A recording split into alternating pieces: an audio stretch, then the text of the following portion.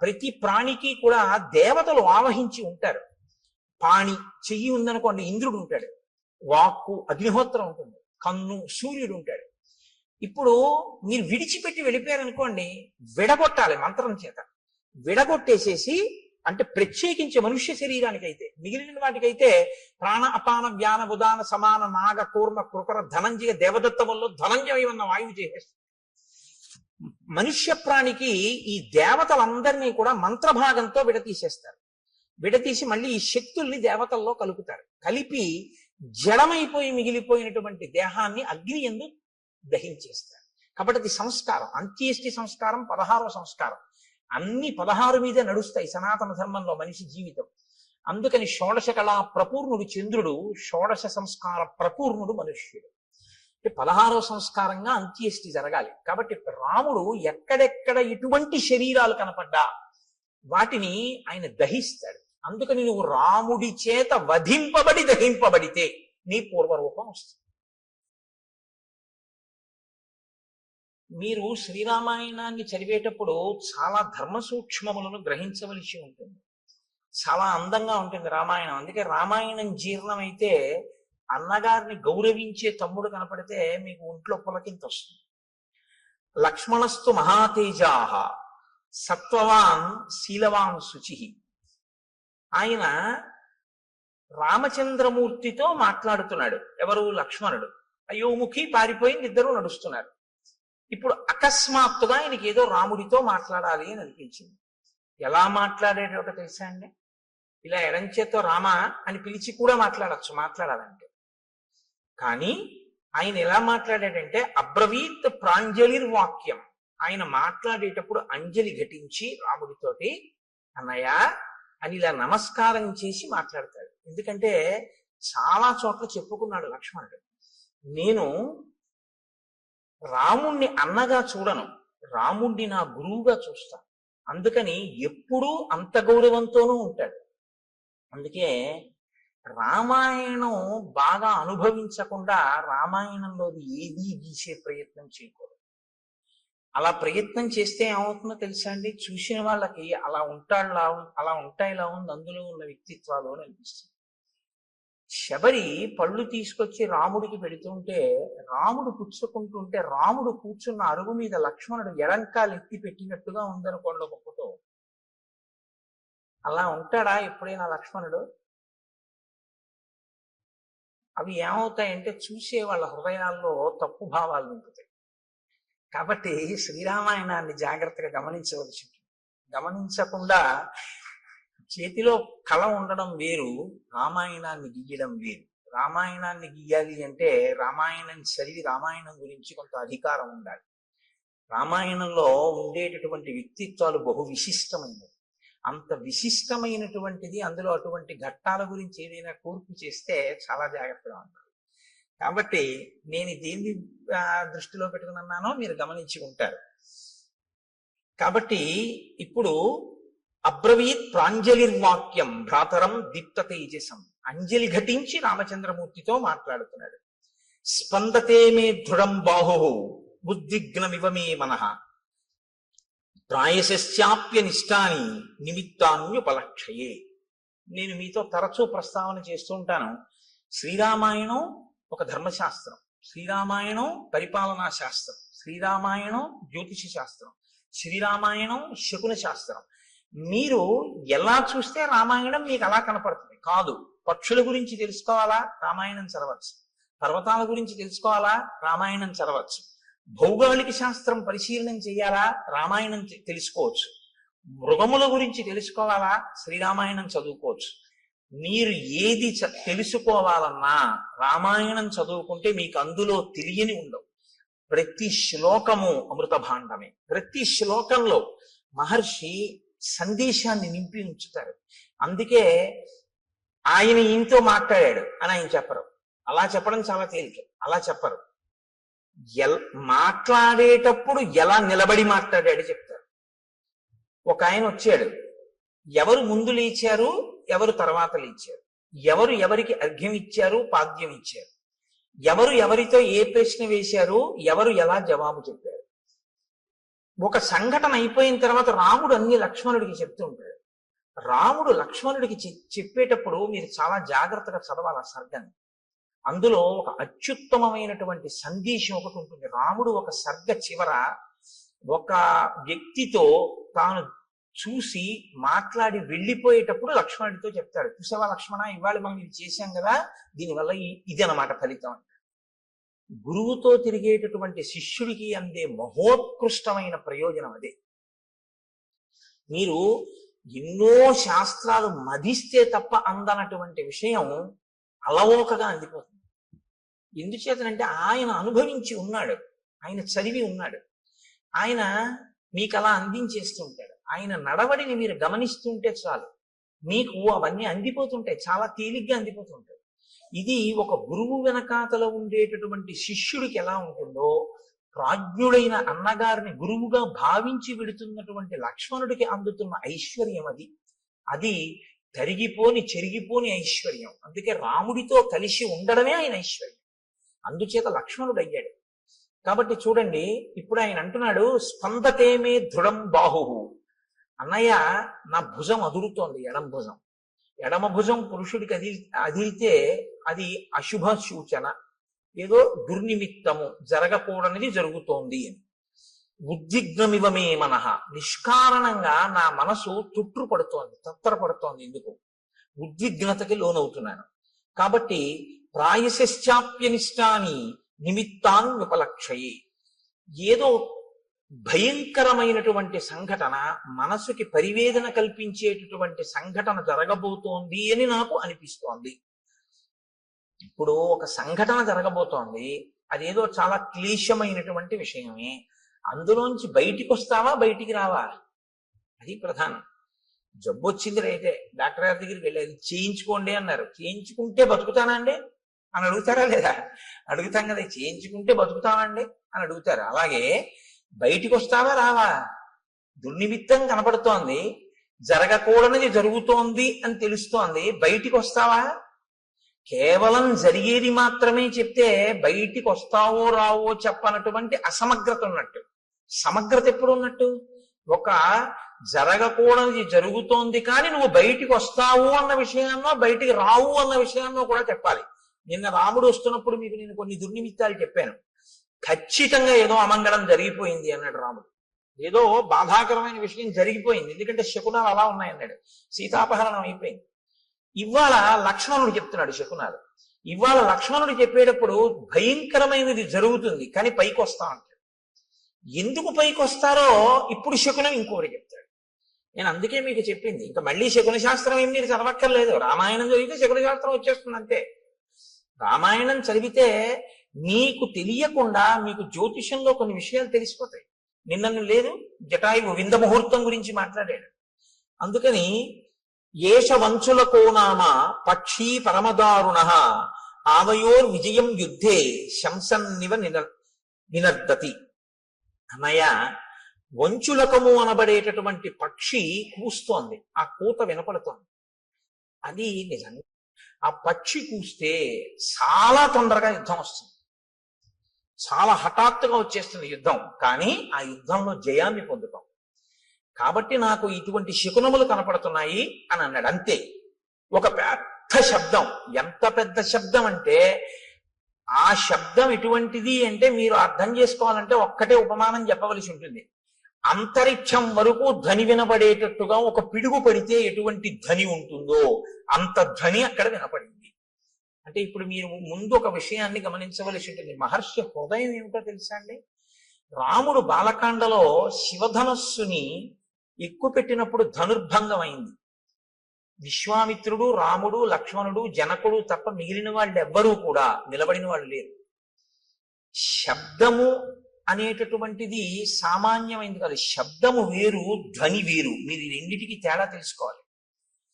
శబ్దము అర్థ ప్రతిపాదకము. శబ్దం ఎప్పుడూ కూడా అర్థంతో ఉంటుంది. ధ్వని అర్థ ప్రతిపాదకము కాదు. ధ్వని రాపిడి వలన రావాలని నియమం లేదు. శబ్దము రాపిడి వలన వస్తుంది ఎప్పుడైనా అంతే. శబ్దములన్నీ కూడా అర్థ ప్రతిపాదకములో లేదా మనస్సుకి సుఖదాయకములో అయి ఉంటాయి. అందుకే ఘర్షణ చేత పుడతాయి. నేను మీకు ఒక ఉదాహరణ చెప్పాలంటే, ఇప్పుడు నేను చెప్తున్న దాన్ని శబ్దము అని అనవలసి ఉంటుంది. ఎందుకంటే నా మూలాధార చక్రం దగ్గర నుంచి లాగబడినటువంటి వాయువు అనేక చక్రాలకు తగులుతూ పైకొస్తుంది. పైకొచ్చేటప్పుడు ఒరిపిడి చెందుతుంది, రాసుకుంటుంది. చిట్ట చివర నా యొక్క ఆ స్వరపేటిక దగ్గరికి వచ్చేటప్పటికి ఆ వాయువు బాగా రాపిడి చెంది ఉరుసుకుని అక్షరములుగా, పదములుగా, వాక్యములుగా మారి నా నోటి వెంట బయటికి వస్తుంది. ఒరిపిడి చేత పైకి వస్తుంది.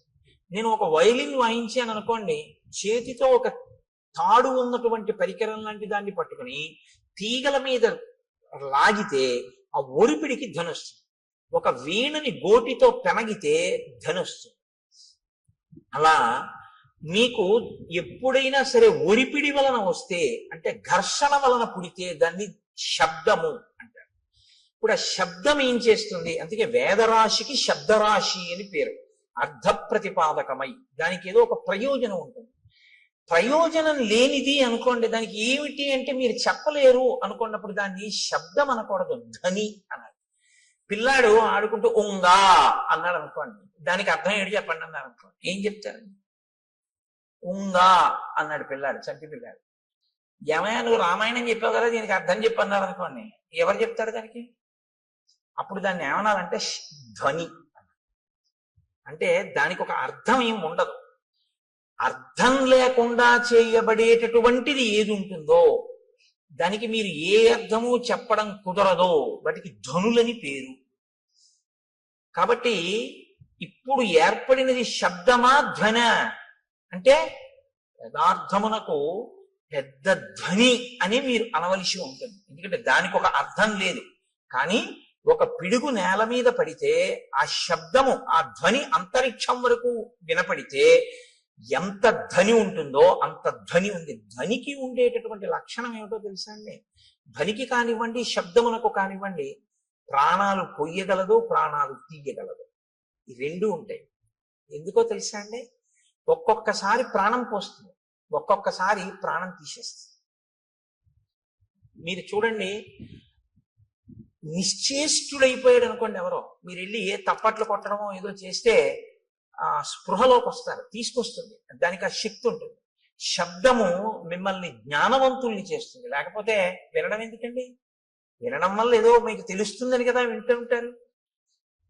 అదే శబ్దము చాలా తీవ్ర స్థాయిలో వచ్చిందనుకోండి, మనిషి ప్రాణం వదిలిపెట్టేస్తారు.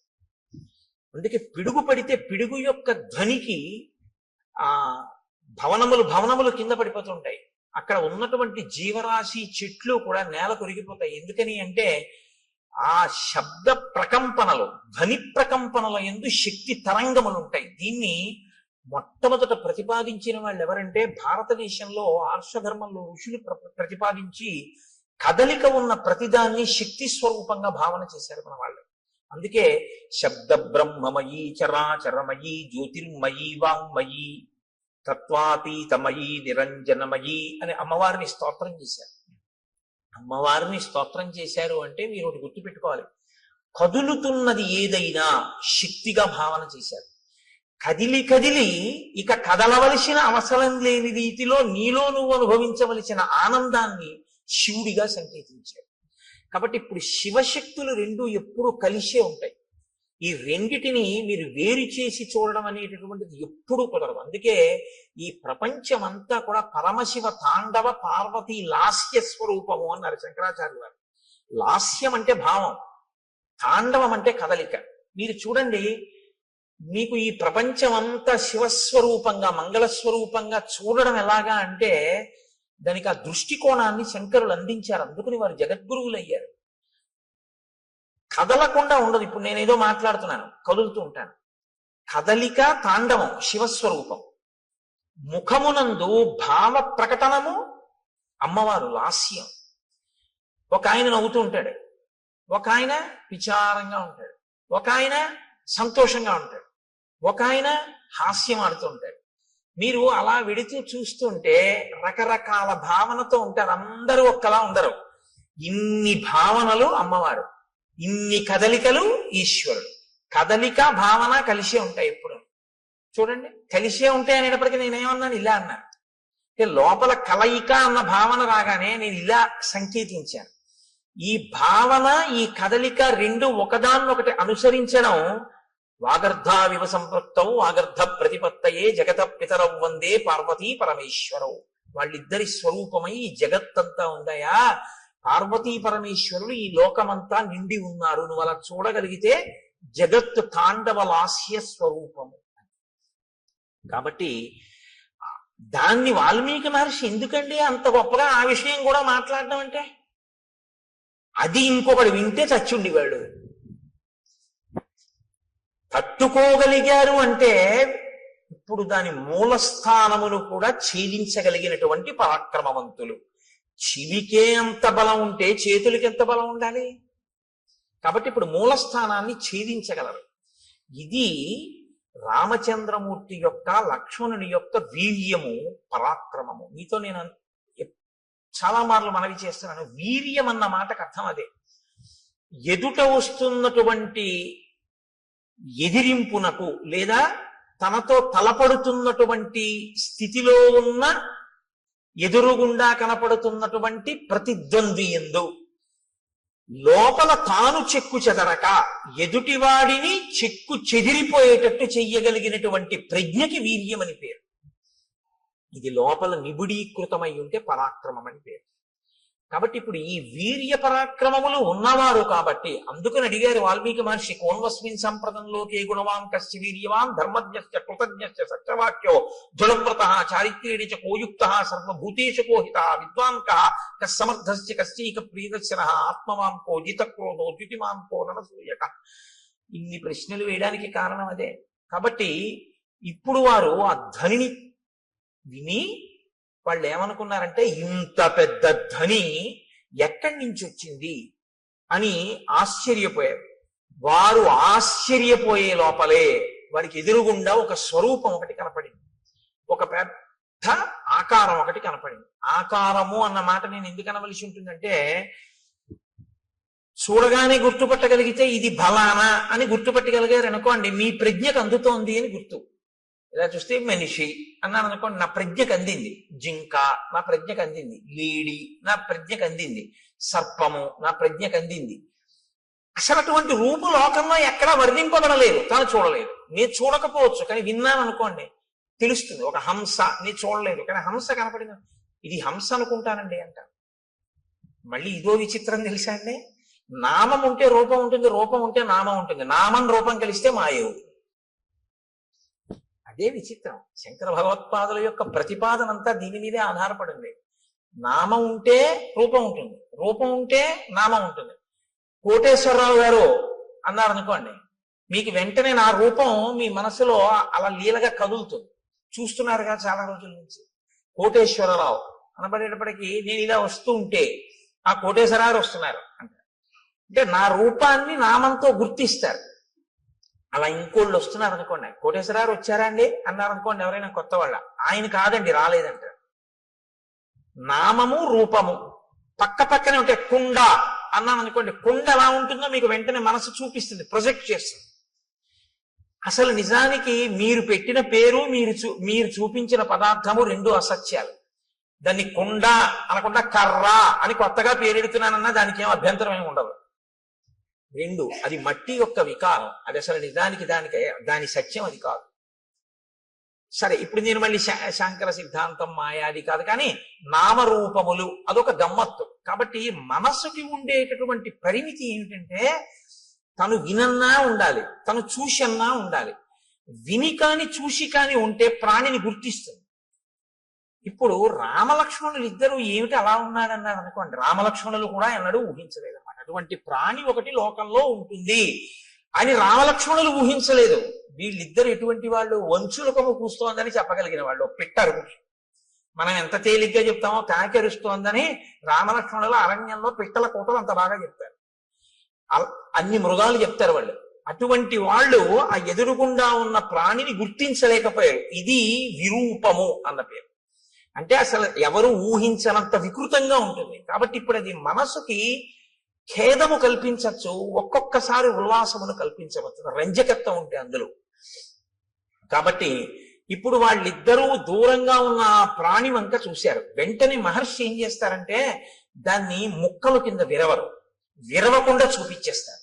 అది ప్రజ్ఞ, కవి యొక్క ప్రజ్ఞ మీరు చూడాలి. ఎందుకో తెలుసా అండి, ఆయన రాముడి కళ్ళల్లోంచి ఘంటం కదులుతుంది. ఇప్పుడు రాముడు చూస్తున్నాడు. రాముడు చూసేటప్పుడు ఆ చూపు చకచక చకచక నడిచేస్తుంది. అంటే ఎలా చూశాడు అన్నది పైనుంచి కింద వరకు ఆ ప్రాణి ఎంత విచిత్రంగా ఉందో చూస్తారు. అంతేగాని సగం చెప్పి మళ్ళీ ఎటో చూసి చెట్టు చెప్పి మళ్ళీ ఇది చెప్పి అలా ఉండదు. ఆ రచనలో ప్రజ్ఞ. వాల్మీకి మహర్షి ఘంటం రాముడి కన్నులను బట్టి కదులుతోంది. ఇప్పుడు ఆయన రాముడిలో ప్రకాయ ప్రవేశం చేసి ఆ ఎదురుగుండా ఉన్నటువంటి రాక్షసుణ్ణి చూసి ఘంటాన్ని కదుపుతున్నారు. మీరు శ్రీరామాయణాన్ని బహుభంగిమల చూడవలసి ఉంటుంది. ఎందుకంటే వాల్మీకి మహర్షి తరువాత కవులకు ఆదర్శం అయ్యారు. కాళిదాసాది మహాకవులు కూడా వాల్మీకి మహర్షినే అనుసరించారు. కాబట్టి వివృద్ధం అశిరోగ్రీవం కబంధముదరే ముఖం అగ్ని జ్వాలానికాశేన లలాటస్థేన దీప్యత మహాపక్ష్మేణ పింగేన విపులే నాయతేన చ ఏకేనోరసి ఘోరేణ నయనే నాశుదర్శిన మహాదంష్ట్రోపపన్నం తల్లేలిహాసం మహాముఖం భక్షయంతం మహాఘోరాన్ రోక్ష సింహ మృగద్విపాన్ ఘోరౌ భుజౌ నికుర్వాణం ఉభౌ యోజనమాయతం. ఆయన ఘోరే భుజౌ వికుర్వాణం. ఆ ఉన్నటువంటి ఎదురుగుండా ఉన్న ప్రాణి ఎలా ఉన్నాడంటే తల లేదు. తల లేకపోతే బీభత్సంగా ఉంటుంది. అది ఆ ప్రాణి ఏం చేస్తుందంటే మీకు బీభత్స రసాన్ని ఉద్భుతం చేస్తుంది మా లోపల నుంచి. ఎదురుగుండా ఉన్న ప్రాణి తలకాయతో ఉందనుకోండి పర్వాలేదు, ఓ చెయ్యి లేకపోతే మీరు చూడడం కొంచెం తేలిక, ఒక కాలు పోతే మీరు చూడడం తేలిక, తల లేకపోతే మీరు వెంటనే అంటారంటే అయ్య బాబోయ్ అంటారు, చూడలేరు. ఇప్పుడు ఆ ఎదురుగుండా కనపడుతున్న ప్రాణికి తలకాయ లేదు, ఆ ప్రాణికి కాళ్ళు లేవు. తలకాయి లేదు, కాళ్ళు లేవు. పోనీ తలకాయి కాళ్ళు లేకుండా అలా ఉందా ప్రాణి? అలా లేదు. అదొక విచిత్రమైనటువంటి స్థితిలో ఉంది. అశిరోగ్రీవం, దానికి కంఠము లేదు, తలకాయి లేదు. కానీ కబంధముదరే ముఖం, ఇక్కడ పొట్ట దగ్గర ఉంది ముఖంలాగా. ఈ ఛాతీ మీద లలాట భాగం ఉంది, ఇక్కడ ఉంగురుంది. ఈ కింద ఒక పెద్ద కన్ను ఉంది, ఆ కన్ను మీద ఒక పెద్ద రెప్ప ఉంది. ఆ రెప్పకి పచ్చటి వెంట్రుకలు పొడుగ్గా ఉన్నాయి. ఆ కన్ను ఎత్తి చూస్తే అగ్ని జ్వాల ఎలా ఉంటుందో అలా ఉంది ఆ కన్ను, ఎర్రగా. అటువంటి కన్ను ఇక్కడ పెట్టుకుని ఉంది ఆ ప్రాణి. ఇక్కడ గుండెల మీదకు ఉంది. పొట్ట మీద నోరుంది దానికి కాళ్ళు లేవు కాబట్టి అది కదలలేదు, అది అలా కూర్చునుంది. కానీ దానికి యోజనం దూరం వరకు వెళ్ళగలిగినటువంటి దీర్ఘబాహువులు ఉన్నాయి. ఇప్పుడు అది ఏం చేస్తోందంటే ఎంత దూరమైనా సరే దానికి ఉన్నటువంటి కళ్ళతో చూస్తూ ఉంటుంది. నయనే నాశుదర్శిన అంటే ఒక్క కన్నే అయినా ఎంత దూరమైనా అది చూడగలదు కానీ లేచి వెళ్ళలేదు, గమనం లేదు. దానికి గమనం లేదు కాబట్టి అది ఏం చేస్తుందంటే చెయ్యి చాపుతుంది, చాపి తడుగుతుంది ఇలాగా. అంటే అది ఎటిళ్ళిందో ఇలా తడుగుతుంది, తడివి పట్టుకుంటుంది. అది ఏనుగు కానివ్వండి, పులి కాని, సింహం కాని ఏదైనా సరే పట్టుకోగలిగినటువంటి చేతులు దానివి. ఎంత దూరం? ఇక్కడి నుంచి ఒక యోజనం దూరం వరకు ఉంటాయి చేతులు, దాంతో పట్టుకుంటుంది. పట్టుకుని ఈడుస్తుంది ఆ ప్రాణులు. ఆ ఈడ్చి ఆ ఆకర్షంతం వికర్షంతం అనేకాన్ మృగయూధపాన్ స్థితమావృత్య పంధానం తయోర్భ్రాతోహో ప్రపన్నయోహో. అది వాటిని పట్టుకుని ఈడుస్తుంది ఇలాగా. అది నిజంగా మహర్షి ఒక లైవ్ టెలికాస్ట్, అది నిజంగా అద్భుతం. ఎందుకంటే పట్టుకుని ఇలా ఎత్తడం కొన్ని ప్రాణుల లక్షణం, ఈడ్వడం కొన్ని ప్రాణుల లక్షణం. మీరు చూడండి, ఉత్తమమైనటువంటి సంస్కారం ఉన్న ప్రాణులు కొన్ని ఉంటాయి. చాలా ఉత్తమ సంస్కారం ఉన్న ప్రాణులు అని గుర్తు ఏమిటో తెలుసా అండి? చేతితో పట్టుకుని ఎత్తి తింటాయి.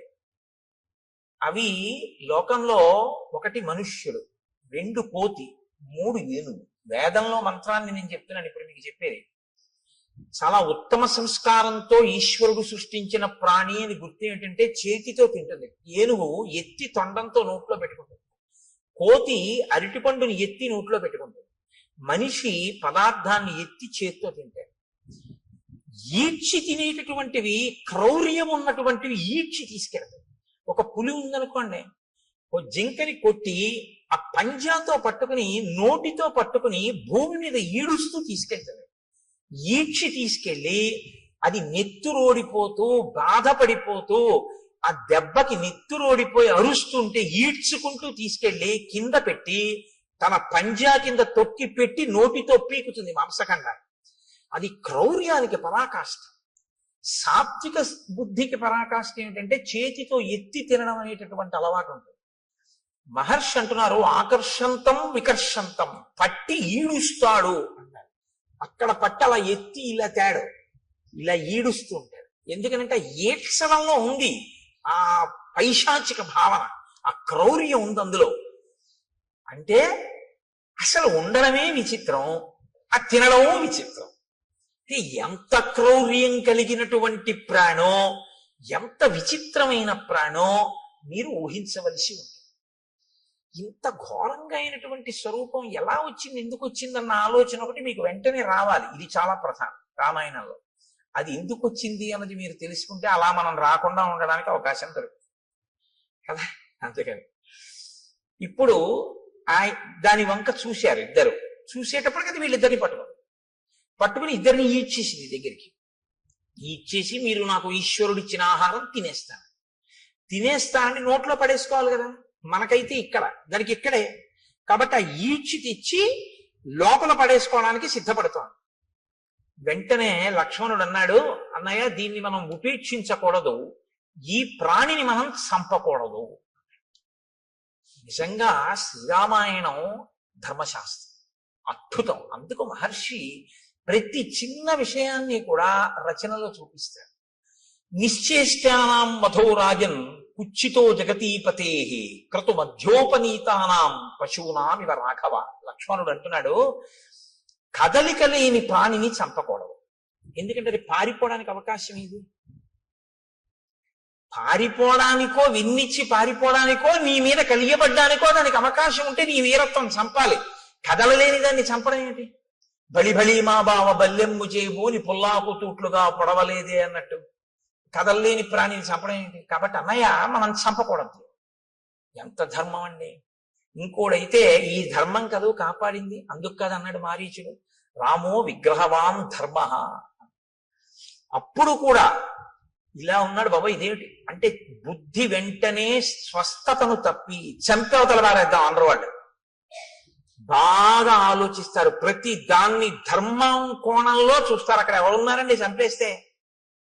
చంపేశారు అనుకోండి ఇద్దరు కలిసి, పోన్లే అన్నయ్య ఎవరు చూడొచ్చారు అనొచ్చు. కాదు, ఎవరు చూడొచ్చారనరో, చూడవలసిన వాడు చూడకపోవడం అన్నది ఎలా జరుగుతుందంటారు వాళ్ళు. ఇది ధర్మావలంబనకి కారణం. ధర్మమూర్తిగా ఎందుకు ఉండగలుగుతాడు ఒక వ్యక్తి అంటే, నేను ఎలా తప్పుకుంటానండి, ఈశ్వరుడు ఎప్పుడూ చూస్తూ ఉంటాడు కదా అంటాడు. నేను ఒకవేళ తప్పు చేస్తే ఈశ్వరుడు యొక్క సన్నిధానంలోనే నేను తప్పు చేయాలి తప్ప ఈశ్వరుడు చూడకుండా నేను తప్పు చేయడం కుదరదు. ఆయన ఎప్పుడూ చూస్తూ ఉంటాడంటాడు. ఎప్పుడూ చూస్తున్నాడు వాడు అన్నవాడు చాలా తప్పులు చెయ్యలేడు. చాలా అన్నమాట నేను ఎందుకన్నానో తెలుసా అండి, ఏ తప్పు చెయ్యలేడని ముందే అనడం చాలా కష్టం. కొంత మార్పు అన్నది వస్తుంది ఎప్పుడంటే చాలా తప్పులు చేయలేడు, తర్వాత ఏ తప్పు చేయలేడు. కాబట్టి రాముడు ధర్మమూర్తిగా ఎందుకు ఉండగలడు ఎప్పుడు అంటే, ధర్మం అనేటటువంటిది తాను అనుష్ఠిస్తున్నానో లేదో అనేటటువంటిది వృక్షములు దేవతా స్వరూపంగా చూస్తున్నాయని రాముడు నమ్ముతాడు. మనం అంటే నాలాంటి వాడైతే ఏమంటాడంటే ఎవరు చూడొచ్చారంట. ఇదే తేడా. ఇది అలవాటు చేసుకోవడం ధర్మానికి పునాది రాయి. ఇది నిలబడాలి. ఇది నిలబడితే మార్పు వస్తుంది మనసు. కాబట్టి నిశ్చేష్టానాం మధోరాజన్ కుచ్చితో జగతీపతే. ఓ జగతీపతి రామా, మనం స్థాణువుగా కదలలేని వాడిని చంపకూడదు. కాబట్టి ఇతను తన నోట్లో మన్ని పడేసుకునేటట్టు ఉన్నాడు. కాబట్టి ఈ రెండు బాహువులని తరిగేద్దాం. ఇతని శక్తి బాహువులే, ఎందుకని? గమనం లేదు, కదలలేడు. నోటితో కరవలేడు, ఎందుకంటే పొట్టకుంది నోరు. బోర్లా పడుకుని కరిచి పట్టుకోగలిగినటువంటి శక్తి లేదు.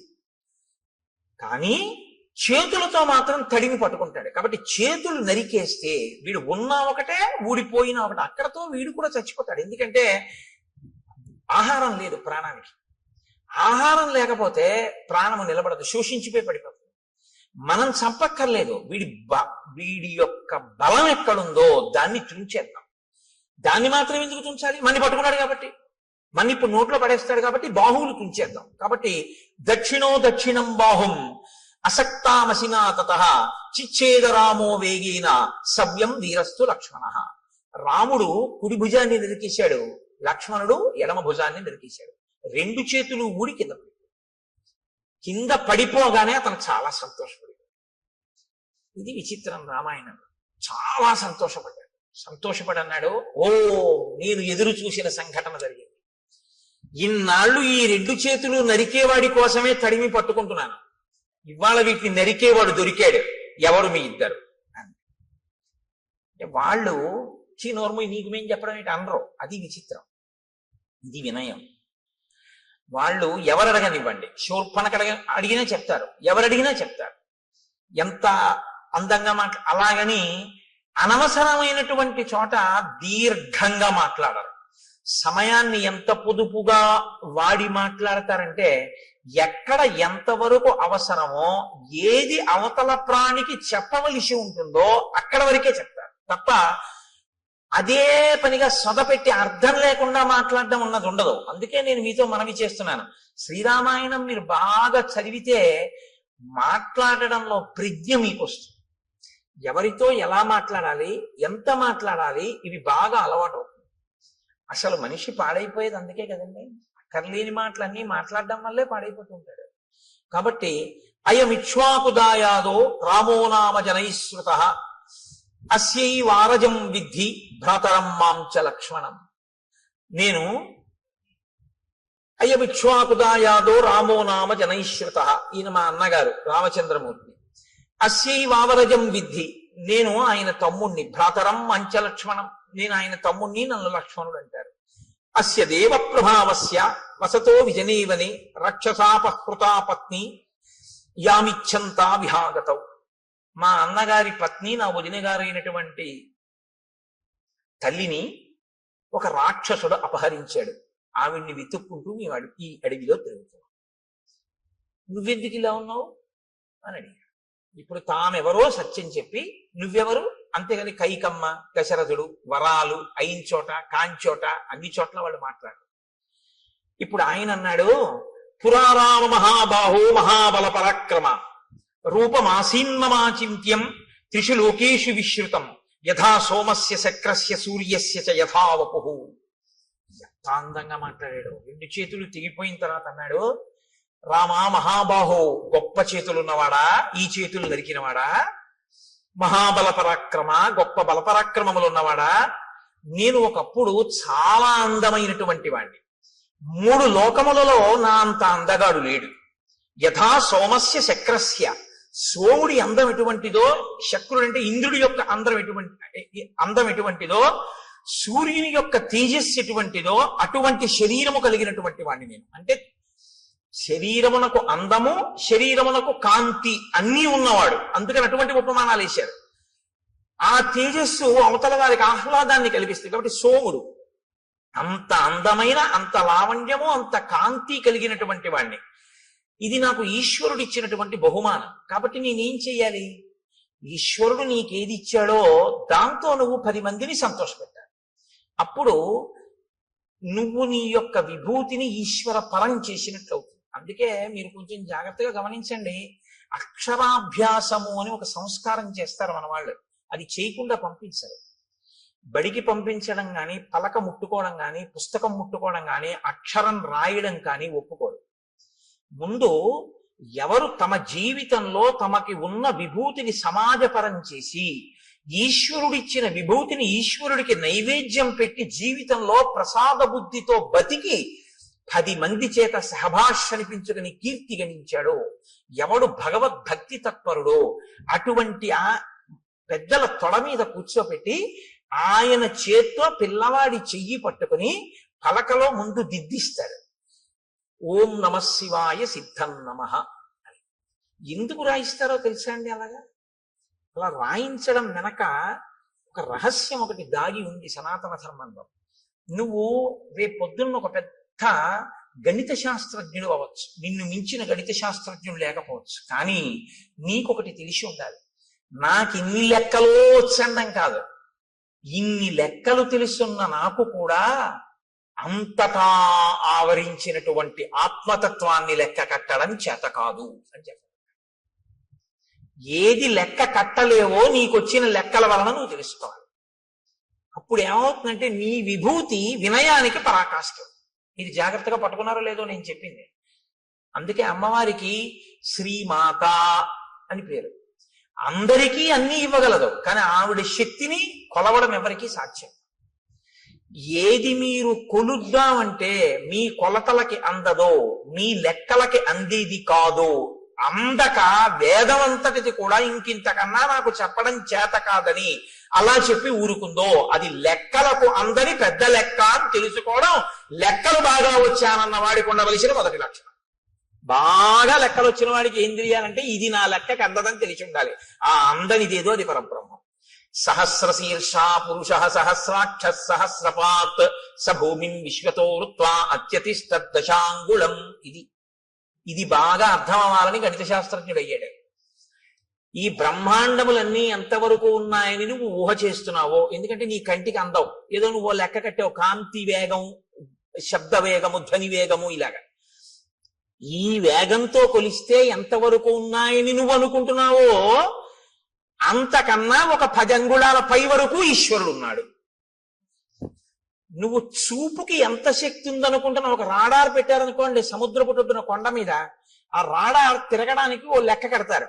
అది తిరుగుతున్నప్పుడు సముద్రం లోపల ఉన్న ఓడలకి ఇక్కడ నౌకాశ్రమం ఉన్నది అన్న, నౌకాశ్రయం ఉన్నది అన్న సూచన తెలియడం కోసం ఇక్కడి నుంచి ఇక్కడ వరకు ఇలా తిరగాలి. మీరు విశాఖపట్నం లాంటి ఊళ్ళకి వెడితే రాత్రి వేళ కొండ నుంచి ఒక్కసారి ఆకాశంలో అలా తిరుగుతుంటుంది ఆ లైట్ హౌస్. దానికి ఒక లెక్క కడతారు. అమ్మవారి కన్ను ఇక్కడి నుంచి ఇక్కడికి ఇలా తిప్పితే ఎంత దూరం వెడుతుంది మీరు లెక్క పెట్టండి. ఇది గణిత శాస్త్రజ్ఞుడు అంటే. శంకరాచార్యులు వారు పెద్ద గణిత శాస్త్రజ్ఞుడు. ఎందుకో తెలుసా అండి? ఎంత వెడుతుందో ఆయన చెప్పలేదు. దృశా ద్రాఘీయస్యాదరదళిత నీలోత్పల రుచా అన్నారు. అమ్మా, ఈ బ్రహ్మాండములు ఎంతవరకు ఇటుపక్కకున్నాయో అంతకన్నా దాటి వెడుతుందన్నారు. అంతే తప్ప ఈ బ్రహ్మాండముల వరకు చూస్తాం లేదు. అలా అయితే లెక్క అందింది అమ్మవారి చూపుడు. నీ లెక్కకి అందకపోతేనే నీ వినయం, నీవు నేర్చుకున్న జ్ఞానానికి సార్థకత. నీకు అందని తోటి ఉందని చెప్పడం. కాబట్టి ఈ కంపారిటివ్ డిగ్రీ, ఈ బ్రహ్మాండములు ఎంత ఉన్నాయో అంతకన్నా ఎక్కువ అయి ఉన్నది నీ చూపు. అంత ఎక్కువ వరకు దాన్ని దాటి పడుతుంది ఆ చూపు, లైట్ హౌస్ పడినట్టు. కాబట్టి దృశా ద్రాఘీయస్యాదరదళిత నీలోత్పల రుచా దవీయాంసం దీనం స్నపయ కృపయా మమపి శివే. అది శంకర భగవత్పాదులు అంటే. మహానుభావుడు. అందుకే శంకర జయంతి చేసుకోకపోతే కృతజ్ఞత అన్నాను నేను. కాబట్టి నువ్వు లెక్కలు నేర్చుకున్నవాడివి అని ఎప్పుడు గుర్తంటే నీ లెక్కకు అందని తోటి ఉంది అని నువ్వు తెలుసుకుంటే. నాకు తెలియకపోవడం ఏంటంటే లెక్కలు ఏదైనా అన్నామంటే నీ అంత చేతకాని వాడు లేడని గుర్తు. ఇందుకు ఓం నమ శివాయ సిద్ధం నమః. నీకు ఈశ్వరుడు ఎందులో ఎంత పెద్దవాడిని చేసినా నీకు అందందుందని దానిలోంచే తెలుసుకో. నువ్వు ఒక పెద్ద జియాలజిస్ట్ అంటే ఈ భూమికి సంబంధించిన విషయాలన్నీ తెలుసుకున్నవాడివైతే, ఎవడు తన గుప్పిళ్లతో ఇసుక పోసి ఇంతంత పర్వతాల్ని, ఇన్ని ఎడారుల్ని, ఇంత సస్యశ్యామలమైన నదీ తీరాల్ని, ఈ పచ్చగడ్డితో కూడుకున్నటువంటి పంట పొలాల్ని, ఆ తరువాత పెద్ద పెద్ద ఆ బీడు భూముల్ని, ఒక పక్క కొండల్ని, ఒక పక్క నదుల్ని, ఒక పక్క సముద్రాల్ని ఎవడు తీసుకొచ్చి సృష్టించాడు? ఎవడి ఆజ్ఞకి సముద్రం చెలియవి కట్ట దగ్గర ఆగిపోతోంది అని నాకు ప్రపంచపటం అంతా తెలుసండి. మీరు ఇలా పిన్ పెట్టండి, నేను ఆ దేశం ఏమిటో నగరం ఏమిటో చెప్తానందరూ మీకు తెలిసి ఉండడం కాదు. ఇవన్నీ సృష్టించిన వాడు ఎవరో మాత్రం నేను తెలుసుకోలేకపోయినా వాడికి నమస్కారం అని నువ్వు అనగలిగితే నువ్వు బాగా భౌగోళిక శాస్త్రం నేర్చుకున్నావు. ఒకడు గొప్ప సంగీత విద్వాంసుడు ఎప్పుడంటే సంభావనిస్తే గంటన్నర కచేరీ చేసిన వాడు కాడు. ఎవడు నాదోపాసన చేశాడో, ఎవరు ఆ లోపల నుంచి వచ్చినటువంటి నాదాన్ని వింటున్నాడో, ఎక్కడ నుంచి అది కదులుతోందో ముందు అప్పుడు ఆ ధ్వని, ఆ శబ్దం, ఆ నాదం వస్తున్న దాని యొక్క మూలాల్ని ఉపాసన చేసి మౌనంలో పట్టుకుని నాదోపాసన చేసి సంగీత విద్య ద్వారా సరిగమ పద నిసానిదప మగరిస అంటారు. ఆరోహణ అవరోహణ. అవరోహణ అంటే కింద పడిపోవడం, ఈ ఈశ్వరుడి నుంచి విడిపోయి అజ్ఞానంలోకి రావడం. ఆరోహణ అంటే పైకెక్కి మళ్ళీ సాలోకి వెళ్ళిపోవడం ఈశ్వరుడి దగ్గరికి. మళ్ళీ సంగీతాన్నే పట్టుకుని కింద పడ్డవాడు సంగీతంతో మళ్ళీ పైకెక్కి సాలో కలిసిపోవడం, ఈశ్వరుల్లో కలిసిపోవడం. ఈ నాదోపాసన చేసిన వాడు ఎవడున్నాడో వాడు సద్గురువు అయి నిలబడిపోతాడు. అందుకే త్యాగరాజు గారు ఎవరో అని మీరు అన్నారనుకోండి, సంగీత విద్వాంసుడు అనకూడదు, సద్గురు త్యాగరాజస్వామి అనాలి. శ్యామశాస్త్రి గారు ఎవరో అన్నారనుకోండి, సద్గురు శ్యామశాస్త్రి అనవలసి ఉంటుంది. అలాగే ఆ దీక్షితర్ వారు ఎవరో అని మీరు అన్నారనుకోండి, సద్గురు దీక్షితర్ వారు అనవలసి ఉంటుంది. వారు సద్గురువులు. ఎందుకంటే వారు నాదోపాసన చేసి నాదోపాసన ద్వారా బ్రహ్మమును చేరిపోయారు వారు. ఇప్పుడు వారి సంగీతం ఎందుకు పనికొచ్చిందంటే, ఎవరు మనకి సంభావన ఇస్తారు, కచేరీకి వెడదాం, డబ్బులు తెచ్చుకుందాం అనడానికి పనికి రాలేదు. అంటే అలా వెళ్ళడం తప్పని నేనేమంటలేదు. కానీ అది ఎందుకు పనికి రావాలి అంటే, నాదోపాసన అన్నది ఈశ్వరుణ్ణి చేరడానికి పనికి రావాలి. ఇప్పుడు అలా పనికొచ్చింది అనుకోండి, మీకు అలా పనికొచ్చినటువంటి ఉత్తర క్షణంలో ఈశ్వరుడు మీకు ఇచ్చిన విభూతి మీకు అందని దాన్ని అందుకోవడానికి పనికొచ్చేదే తప్ప అమ్ముకోవడానికి పనికొచ్చేది కాదు. మీకు ఒక కవనం వచ్చనుకోండి, మీకు గొప్పగా ఒక పద్యం చెప్పడం వచ్చనుకోండి, అది ఈశ్వరుడు గురించి చెప్పగలగాలి, 10 మందికి పనికొచ్చేది చెప్పాలి. అందుకే హరినామస్తుతి చేయు కావ్యము సువర్ణాంభోజి హంసావళి సురుజిభ్రాజితమై మానస సరస్ఫూర్తిని వెలుంగొందు అంటారు పోతన గారు. హరినామమును చెప్పినటువంటి సాహిత్యం ఏదుందో అది మానస సరోవరం. ప్రజ్ఞ ఉంది కదా అని పనికి మాలిన కవిత్వాలన్నీ చెప్పాడనుకోండి, అవి కాలగర్భంలో నశించిపోతాయి, ఇంకోటి సమయాన్ని పాడు చేస్తాయి అంతే. అప్పుడు అది ఎందుకు పనికొచ్చింది? భ్రష్టత్వానికి పనికొచ్చింది ఆ కవిత్వం. దానివల్ల ఉపయోగం ఏమైనా ఉంటుందా అంటే నక్కీరుడి అహంకారంలో ఉంటుందంతే ఆ కవిత్వం. కాబట్టి ఏది నీ యందు బాగా ప్రకాశించిందో దాన్ని బాగా పట్టుకుని, నాకు ఇది తెలియదు, ఆ తెలియనిదేదో ఇది తెలియదని తెలుసుకోవడానికి నాకు తెలుసున్నది పనికొచ్చింది అన్నవాడెవడో వాడు విద్వాంసుడు, వాడు పండితుడు. పండితుడు అన్న మాట ఎవరికి వర్తిస్తుందో తెలుసా అండి? పద్యాలు చెప్పేవాడికి కాదు. పండాహ అంటే జ్ఞానం. ఈశ్వరుణ్ణి నమ్మి ప్రతిరోజు భక్తితో అనుష్ఠించి నడిచేవాడెవరో ఆయనకి పండితుడని పేరు. అందుకే పోతనగాడు సహజ పండితుడు అంటారు. కాబట్టి ఈ స్థితిని ఒరే నాన్న నువ్వు పొందాలి తప్ప, నువ్వు ఏదో ఒక పెద్ద ఇంజనీరువై లంచాలు పుచ్చుకుని 3వ రోజు పడిపోయే బ్రిడ్జి కట్టకూడదు. నువ్వు ఒక పెద్ద గణిత శాస్త్రజ్ఞుడివై నాకు అన్నీ తెలిసిన అహంకరించి మట్టిలో కలిసిపోకూడదు. నీకు ఈశ్వరుడు నిన్ను గొప్ప విద్యాధికుణ్ణి చేసి దానితో పాటుగా పండితుణ్ణి చెయ్యాలి. అంటే దాన్నే అడ్డుపెట్టి నువ్వు ఈశ్వరుణ్ణి చేరుకునే ప్రయత్నం చెయ్యాలి. నేను మీకు ఒక ఉదాహరణ చెప్తాను. నాకు ఆ డాక్టర్ గారి పేరు జ్ఞాపకం లేదు, కానీ నేను లలితమ్మ గురించి ఉపన్యాసాలు చెప్పేటప్పుడు తరచూ కోట్ చేస్తుంటాను. ఆ పిల్లవాడు తల్లి గర్భంలో తల కిందకి కాళ్ళు పైకి పెట్టుకుని ఉంటాడు. ఆయన ఒక పెద్ద గైనకాలజిస్ట్. ఈ పుస్తకం రాసిన ఆయన మాతృదేవో భవ అని పుస్తకం రాశారు. నాకు కాకినాడలో డాక్టర్ జగదీశ్వరి గారిని, ఆవిడ ఒక పెద్ద గైనకాలజిస్ట్. ఆవిడ నాకు ఆ పుస్తకం ఇచ్చి చదవండి కోటేశ్వరరావు అన్నారు. అందులో ఆయన అన్నారు, తల కిందకి కాళ్ళు పైకి పెట్టి 9 నెలలు అయిపోతుంది, లోపల పెరిగిపోతాడు వీడు. అమ్మ నాభిగొట్టంలోంచి ఆహారం వెడుతూ ఉంటుంది. ఇప్పుడు అమ్మ తినకూడదు తింది, లోపల వీడి యొక్క శరీరం ఎటువంటిదో తెలుసు. నజ్జు శరీరం అనుకోండి, వీడికి పడిశం పట్టేస్తుంది. పడిశం పట్టేస్తే ఏమవుతుంది? తల కిందకు ఉంది. ఇప్పుడు ముక్కులో పట్టినటువంటి పదార్థం వెనక్కి వెళ్ళిపోతుంటుంది. గుటక వేయడం చాలా కష్టం, ముక్కిరి బిక్కిరి అయిపోతుంటాడు. అమ్మ ఇంకో సీతాఫలం తింటుంది. ఆవిడికి ఏం తెలుసు? బయటకు వస్తేగా వాడికి నజ్జు శరీరం అని తెలియడానికి. లోపల జ్వరం తగులుతుంది, కానీ వాడికి చల్లగా ఉంటే బాగుండనిపిస్తుంది, కటిక చీకటి. ఇంతలో వాడికి ఏమవుతుందంటే లోపల అతిసారం పుడుతుంది. వాడు మలం ఎక్కువ విసర్జించేస్తాడు. విసర్జించేస్తే అందులోంచి చిన్న చిన్న పురుగులు పుట్టి కరిచేస్తుంటాయి ఒంటిని. ఇలా పడి ఉంటాడు. తన మలమూత్రములు తన నోటి దగ్గరికి వచ్చేస్తుంటాయి, చెవుల్లో పెడుతుంటాయి. అందుకే గర్భస్థ నరకం అంటారు. నవమాసంబులు తల్లి గర్భమున నానారోతలంచిక్కి నాకవకాశం విషుమంతలేకపడి హాకష్టముల్ భీతితో నవమాసంబు ఘటిల్లే చాలునాకా గర్భవాసంబు నివసింపన్ పని తీర్చి కావుమికనన్ని సత్కృపన్ శంకర అంటారు. అప్పుడు ఈశ్వరుణ్ణి ప్రార్థిస్తాడు, నేను ఉండలేకపోతున్నాను ఈశ్వర, ఒక్కసారి ఈ శరీరంతో బయటికి వెళ్ళని, దీంతోటే నిన్ను సేవించుకుని నీలో కలిసిపోతానంటే. ఈశ్వరుడు ఏం చేస్తాడంటే ప్రసూతి వాయు రూపంలో తల్లి యోనిలోంచి పైకి తోసేస్తాడు. ఇప్పుడు వచ్చి బయటపడతాడు. బయట పడగానే కటిక చీకట్లోంచి ఒక్కసారి పెద్ద వెలుతురులోకి వస్తాడు. ఇప్పటి వరకు తానేమి చూడలేదు. అంతంత ప్రాణులు ముక్కుకి గుడ్డ కట్టుకుని డాక్టర్ గారు, అమ్మ, పెద్ద కడుపు, ఎవరెవరో మనుషులు, పెద్ద పెద్ద దీపాలు, గోడలు.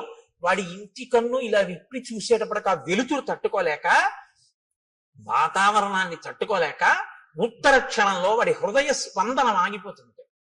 వాడి ఊపిరితిత్తులు ఇలా ఇలా ఇలా ఇలా అంటున్నవి ఇలా అయిపోతాయి. జీర్ణ వ్యవస్థ ఇలా సంకోచించిపోయి వాడి శరీరంలో ఉన్న మలమంతా గడ్డకట్టి వాడి ప్రాణోత్క్రమణం అయ్యే స్థితి వస్తుంది. వస్తే ప్రపంచంలో ఇప్పటి వరకు ఎక్కడా తయారు కానటువంటి పదార్థం, నా కడుపున పుట్టిన బిడ్డ అని అమ్మవాడిని చూసుకుని మురిసిపోతుంది. అమ్మ మురిసిపోయి తన స్తన్యాన్ని తీసి వాడి నోట్లో పెట్టగానే ఎలా ఊరుతుందో ప్రపంచంలో ఎవ్వరికీ తెలియదు. కోలోస్ట్రమ్ అనబడేటటువంటి ఒక పసుపచ్చటి జిగురు పదార్థం అమ్మ స్తన్యంలోంచి కొడుకు నోట్లో పెడుతుంది. దాన్ని చప్పరిస్తాడు అంతే. ఊపిరితిత్తులు పనిచేసి, గుండె పనిచేసి, జీర్ణావయం పనిచేసి నల్లటి మలం విసర్జించగలిగిన శక్తి వస్తుంది. వచ్చి పిల్లాడు బతుకుతాడు.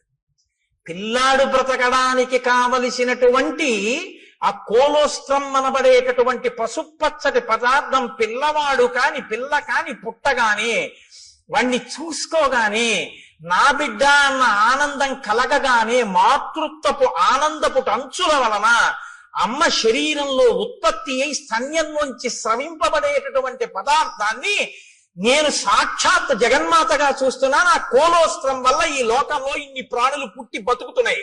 నేను నేర్చుకున్న గైనకాలజీతో నేను తెలుసుకున్నది ఏమిటంటే ఆ కోలోస్ట్రం అన్న పదార్థంలో అమ్మవారు ఉంది అని రాసుకున్నాడు ఆయన ఆ పుస్తకం. ఇది ఆ డాక్టర్ గారి ధన్యతకి కారణం. తను చదువుకున్న గైనకాలజీ ఎందుకు పనికొచ్చిందంటే ఈశ్వరుణ్ణి తెలుసుకోవడానికి. ఈ ప్రాణులను మేము కాదు ఆపరేట్ చేస్తున్నది. ఇన్నాళ్ళకి ఒక పిల్లవాడు పుట్టాడు అంటే ఆ పిల్లవాడిని లోపల ఉంచినవాడు, పైకి తెచ్చినవాడు, బతికించినవాడు ఆ తల్లి జగన్మాత, ఆ పరాశక్తి. ఆ పరాశక్తి అమ్మ రూపంలో వచ్చి బతికించింది అని తను తెలుసుకుని నమస్కరించిన వాడున్నాడే, వాడు విద్వాంసుడు, వాడు పండితుడు. అందుకు పనికొచ్చింది ఆయన చదువు. ఆవిడ ప్రసవ వేదనతో అక్కడ కొట్టుమిట్టి ఆడిపోతుంటే డబ్బట్టుకొస్తే తప్ప ఆపరేషన్ చేయనన్న డాక్టరు దౌర్భాగ్యుడు. వాడి చదువు ఎందుకు పనికి వచ్చినట్టు? ఏం భయమా? రామాయణం చెప్పడానికి భయం ఏంటండి? నేను రామాయణం చెప్తున్నాను కదా. కాబట్టి నీ కొడుకు అలా కాకూడదు, నీ కూతురు అలా కాకూడదు అనుకుంటే ఒక్క డాక్టర్ అవ్వాలని కోరుకోకు. ఈ తత్వం తెలుసుకుని ఈశ్వరుడి యొక్క అనుగ్రహాన్ని చూసి ఇంకొక పిల్లాన్ని నేను అలా దర్శనం చేస్తున్నానని అర్ధరాత్రి కూడా సంతోషంగా వచ్చి 5 పైసలు అక్కర్లేదమ్మా, నీ మాతృత్వం చాలు నాకు పరాశక్తి దర్శనం అని పురుడు పోయగలిగినటువంటి డాక్టర్ కావాలని కోరుకుని రాయించు పలకలో. అందుకని ఏది చదవాలన్నా ఓం నమ శివాయ సిద్ధం నమః, మంగళప్రదమైన చదువు కావాలి అని మనం కోరుకుంటాం. లేకపోతే ఏమవుతుందో తెలుసా అండి? దీని రెండో కోణం అహంకారం. ప్రతిదానికి అహంకారమే. ప్రతి చిన్న విషయానికి అహంకరించడానికి ఏదైనా కనపడుతుంది. అహంకారం పోగొట్టుకోవడానికి ఏమీ ఉండవు. నేనెంతటి వాడినండి అనడం చాలా కష్టం. నేను ఇంతటి వాడినండి అనడానికి ఏదో ఒకటి చెప్పచ్చు కదండి. ఏదో ఒకటి చెప్పచ్చు ఇంతటి వాడిని అనడానికి. ఈ హోమస్య చక్రస్య సూర్యస్య చ యథావపుః, అటువంటి అందమైన శరీరం ఉన్నవాడిని, అంత అందమైన శరీరం ఈశ్వరుడు ఇస్తే ఇలా ఎందుకు అయ్యావు? అలా అందంగా నువ్వు కనబడితే చాలు, ఎదుటివాడి కంటికి కలిగినటువంటి బాధ తీరుతుంది. నిన్ను చూస్తే చాలా ఎంత అందంగా ఉన్నాడు అని. కానీ ఆయన ఏం చేసేవాడంటే చాలా చిత్ర విచిత్రమైన భయంకరమైనటువంటి వేషముల్లోకి మారేవాడు. కామరూపి కాబట్టి ఎవరూ ఊహించనంత ఘోరాతి ఘోరమైన రూపాన్ని తాను తీసుకుని ఈశ్వరుడిచ్చిన అందమైన రూపాన్ని వదిలిపెట్టి ఘోర రూపాలతో అరణ్యంలో ప్రాణులకు అకస్మాత్తుగా కనపడి వాళ్ళు భయపడిపోయి విహ్వలులై పడిపోతే, మరణిస్తే, బాధపడితే తను సంతోషించేవాడు. ఇది రాక్షస ప్రవృత్తి. పైకి అందం ఉండడం గొప్ప కాదు, లోపల అందం ఉండడం గొప్ప. పైకి అందం లేకపోవడం తప్పు కాదు, లోపల అందం ఉండడం గొప్ప. నా మాట బాగా పట్టుకున్నారో లేదో మీరు, యథాలాపంగా తీసుకున్నారో. పైకి అందం ఉండడం కాదు గొప్ప, లోపల అందం ఉండడం గొప్ప. పైకి అందం ఉండకపోవడం గొప్ప తప్పు కాదు, లోపల అందం ఉండడమే గొప్ప. చంద్రశేఖర పరమాచార్య స్వామి వారు ఇలా వెళ్ళిపోతున్నారు అనుకోండి, ఏమిటి ఆయన లోటో షూ వేసుకుంటారా, లేకపోతే విమల్ సూట్ వేసుకుంటారా, లేకపోతే ఆయన పెద్ద టై కట్టుకుంటారా, లేకపోతే ఫెయిర్ అండ్ లవ్లీ రాసుకుంటారా? ఆయన ఏముండవు. పాదచారి ఓ కాషాయ వస్త్రం కట్టుకుని ఇలా తలమించి వేసుకుని, ఇంత విభూతి పుండ్రాలు పెట్టుకుని, ఇంత బొట్టది కూడా గుండ్రంగా కూడా ఉండదు, అద్దుకున్నట్టు పెట్టేసుకుని, చేతిలో ఓ సత్యదండం పట్టుకుని, ఆయన ఓ కమండలం పట్టుకుని గబ్బ గబ్బ గబ్బ గబ్బ నడిచి వెళ్ళిపోతుంటాడు. ఇప్పుడు నేను ఇలా చెప్తుంటే ఆయన ఇలా వచ్చారనుకోండి, అకస్మాత్తుగా ఉంటుందా నా రామాయణ ప్రసంగం? లేచి గభాలను ఒక్కసారి స్వర్ణదండం పడ్డట్టు దెబ్బ తగిలితే తర్వాత చూద్దామని కింద పడిపోతానంతే. మీరంతే లేచి సభంతా కింద పడిపోతుంది. ఏ అందం చూసి గౌరవించారు? అందం కాదు, లోకాన్నంతటినీ రక్షించడం కోసం ఆయన చేసినటువంటి ప్రయత్నం. శంకరాచార్యుల వారి తర్వాత ఆసేతు హిమాచల పర్యంతం తిరిగి జ్ఞానబోధ చేసిన మహాపురుషుడైన కారణం. కాబట్టి మీరు ఆయన పాదాల మీద పడిపోతారంతే. ఇప్పుడు అందం గొప్పదా, పై అందం గొప్పదా? లోపలి అందం గొప్పది. లోపలి అందం ఎక్కడుంటుందో అది లోకాన్ని ఉద్ధరిస్తుంది. పై అందం జర్జరీభూతం అయిపోతుంది, కొన్నాళ్ళకు పోతుంది. పైగా దాన్ని సద్వినియోగం చేయకపోతే నీకు ప్రమాదహేతువైపోతుంది. కాబట్టి చూశారు, పై అందంతో లోపలి అందం పెంచుకోలేదు, పై అందంతో లోపల అందవికారం పెంచుకున్నాడు. లోపలి అందవికారం పై అందాన్ని కూడా తీసేసింది. ఇదే నేను మీతో మనవి చేసింది. అక్షరాభ్యాసము అన్నది మూఢనమ్మకములు, చాదస్తములు. నేను మీతో ఒకరోజు మనవి చేశాను. ఒక ఆయన ఆవును చంపేద్దాం అనుకున్నాడు. ఆవును చంపే అన్నాడు అనుకోండి, బుద్ధుందా లేదా అంటారు. కాబట్టి ఆవును చంపేయి అనకుండా ఏమన్నాడంటే ఆ పులిని చంపేయి అన్నాడు. ఇప్పుడు చూడటం లేదు మీరు, అది ఆవో పులో మీరు చూడలేదు. పులిని చంపేయన్నారు. అయ్యి బాబాయ్ మీద పడిపోతుంది కాబట్టి చంపేయమన్నాడు అనుకున్నారు. ఆ పావును చంపేయాలి, పావు కాబట్టి చంపేయమన్నాడు అనుకున్నారు. ఆయన ఆవును చంపేశాడు. ఆవుని తెలుసు, పావును చంపేయి అని చంపించేశాడు. ఆవు అని చెప్తే అది పవిత్రం కాబట్టి చంపడానికి ఒప్పుకోరు. సనాతన ధర్మాన్ని వదిలేయని చెప్పలేక మూఢ విశ్వాసాలు వదిలేయని చెప్తున్నారు. ఆవును చంపేయని చెప్పకుండా పావును చంపేయని చెప్పినట్టు. అక్షరాభ్యాసం మూఢనమ్మకం అంటే ఇదిగో ఇందుకే పనికొస్తాం, కబంధుడు కావడానికి పనికొస్తాం. అక్షరాభ్యాసం ఎందుకు చేస్తారంటే నీకున్నటువంటి ఈశ్వర విభూతి లోకకంటకం కాకుండా నిన్ను రక్షించి ఈశ్వరానుగ్రహం అని నువ్వు గుర్తెరగడానికి పనికొస్తుంది. లేకపోతే నిన్ను ఎక్కడ పడితే అక్కడే ప్రమాదం తీసుకొస్తావు ఈ విభూతితో. ఇది నా యందు దోషభూయిష్టమైంది. నేను ఒకనొకనాడు అరణ్యంలో ఘోరమైన రూపంతో స్థూల శిరస్కుడు అనబడేటటువంటి ఒక ఋషికి కనపడ్డాను. ఆయన కందమూలములు ఏరుకుంటున్నారు. ఆయన ఋషి, ఆయన వలన లోకానికి ఏమి బాధ ఉండదు, ఆయన ఇప్పుడు లోకాన్ని కాపాడతారు. అటువంటి ఋషికి ఇప్పుడు నేను ఏ స్వరూపంతో ఉన్నానో అటువంటి రూపంతో కనపడ్డాను. ఆయనకి ఏదో సంతోషం వేసింది, అలా కనపడితే హడిలిపోతాడని. ఆయన వెనక్కి తిరిగి చూశాడు. నిజంగానే మనసులో ఉలిక్కి పడ్డాడు. అయ్యబాబు ఇదేంటి ఇలా ఉంది ఈ ప్రాణి. అయితే వాళ్ళది నిర్భయత్వం. ఎక్కడ నిర్భయత్వం? అద్వైతమే నిర్భయత్వం. రెండోది ఉందంటే భయం, ఉన్నదొక్కటే అంటే భయం ఏమిటి? ఇంకా భయపడడానికి ఏముంటుంది? అదే అద్వైతం. కాబట్టి ఆయన వెంటనే ఏమన్నాడంటే శాపవాక్కుని విడిచిపెట్టాడు. ఏతదేవ నృశంసంతే రూపమస్తు విగర్హితం. నీకు ఇటువంటి నింద్యమైనటువంటి రూపం కావాలనుకున్నావు. నృశంసం విగర్హితం, క్రూరమైన నింద్యమైన, రెండు మాటలు వేశాడు. ఈ రూపం ఎలా ఉంది? నింద్యంగా ఉంది, చూడ్డానికి అసహించుకునేటట్టుంది, ఘోరంగా ఉంది. చేతులు ఒక్కటి ఉండి ఏమిటా ఆ స్వరూపం, ఏమిటి ఆ కనపడడం ఏమిటి? అప్పటికి తలకాయ ఉంది ఆయనకి ఇంకా. కాబట్టి నువ్వు ఇలాగే అరణ్యంలో పడి ఉండు. ఇప్పుడు అసలు ఉన్న అందం పోయింది. ఇప్పుడు ఏం చేశాడు? ఉన్న అహంకారం అప్పుడు పోయి మహర్షి కాళ్ళ మీద పడ్డాడు. ఇప్పుడు మీరు నన్ను మాట అడగచ్చు ఏంటంటే, అంటే మరి పాపం ఆ పాటి దానికి ఏదో బుద్ధి చెప్పాలి కానీ అలా బొత్తిగా శాపం ఇచ్చేది అంటే, మీరు జ్ఞాపకం పెట్టుకోండి, శాపం ఎప్పుడూ కూడా అనుగ్రహము. శాపవాక్కు అందరూ శాపానుగ్రహము అంటారు. దాని చేత మార్పు తీసుకొస్తారు తప్ప అలాగే పడి ఉండు అని అనరు. ఆ బాధ తెలిస్తే ఆ తరువాతి కాలంలో ఏమవుతాడంటే ఇంకెప్పుడు ఇటువంటి తప్పు పని చేయకుండా లోకానికి ఉపకారం చేస్తాడు. ఇక లోకోపకారం మొదలు పెడతాడు. అవతల వాడి బాధ తన బాధగా స్వీకరించి అవతల వాడికి మాట సాయమో చేతి సాయమో ఏదో ఒక సాయం మొదలు పెడతాడు. ఈ ప్రవృత్తి ఎక్కడ రావాలంటే లోపల దిద్దుబాటు జరగాలి. లోపల దిద్దుబాటు జరగాలి అంటే కొంతకాలం కష్టపడాలి, తప్పదు. ఏళ్ళనాటి శని జాతకంలోకి వచ్చిందనుకోండి, ఎందుకు భయపడతారు? ఆయన కష్టపెడతాడు. శనైహి శనైహి చరహ, మెల్లమెల్లగా వెడుతూ కష్టపెడతాడు. కానీ ఆ కష్టపెట్టడం వల్ల ఏమన్నా తెలుసా అండి, గొప్ప పరిణితి వస్తుంది, గొప్ప అనుభవం వస్తుంది. తరువాతి కాలంలో ఆయన కీర్తికి కారణమవుతుంది. అందుకే ఏలినాటి శనిని ఎప్పుడూ దూషించకూడదు.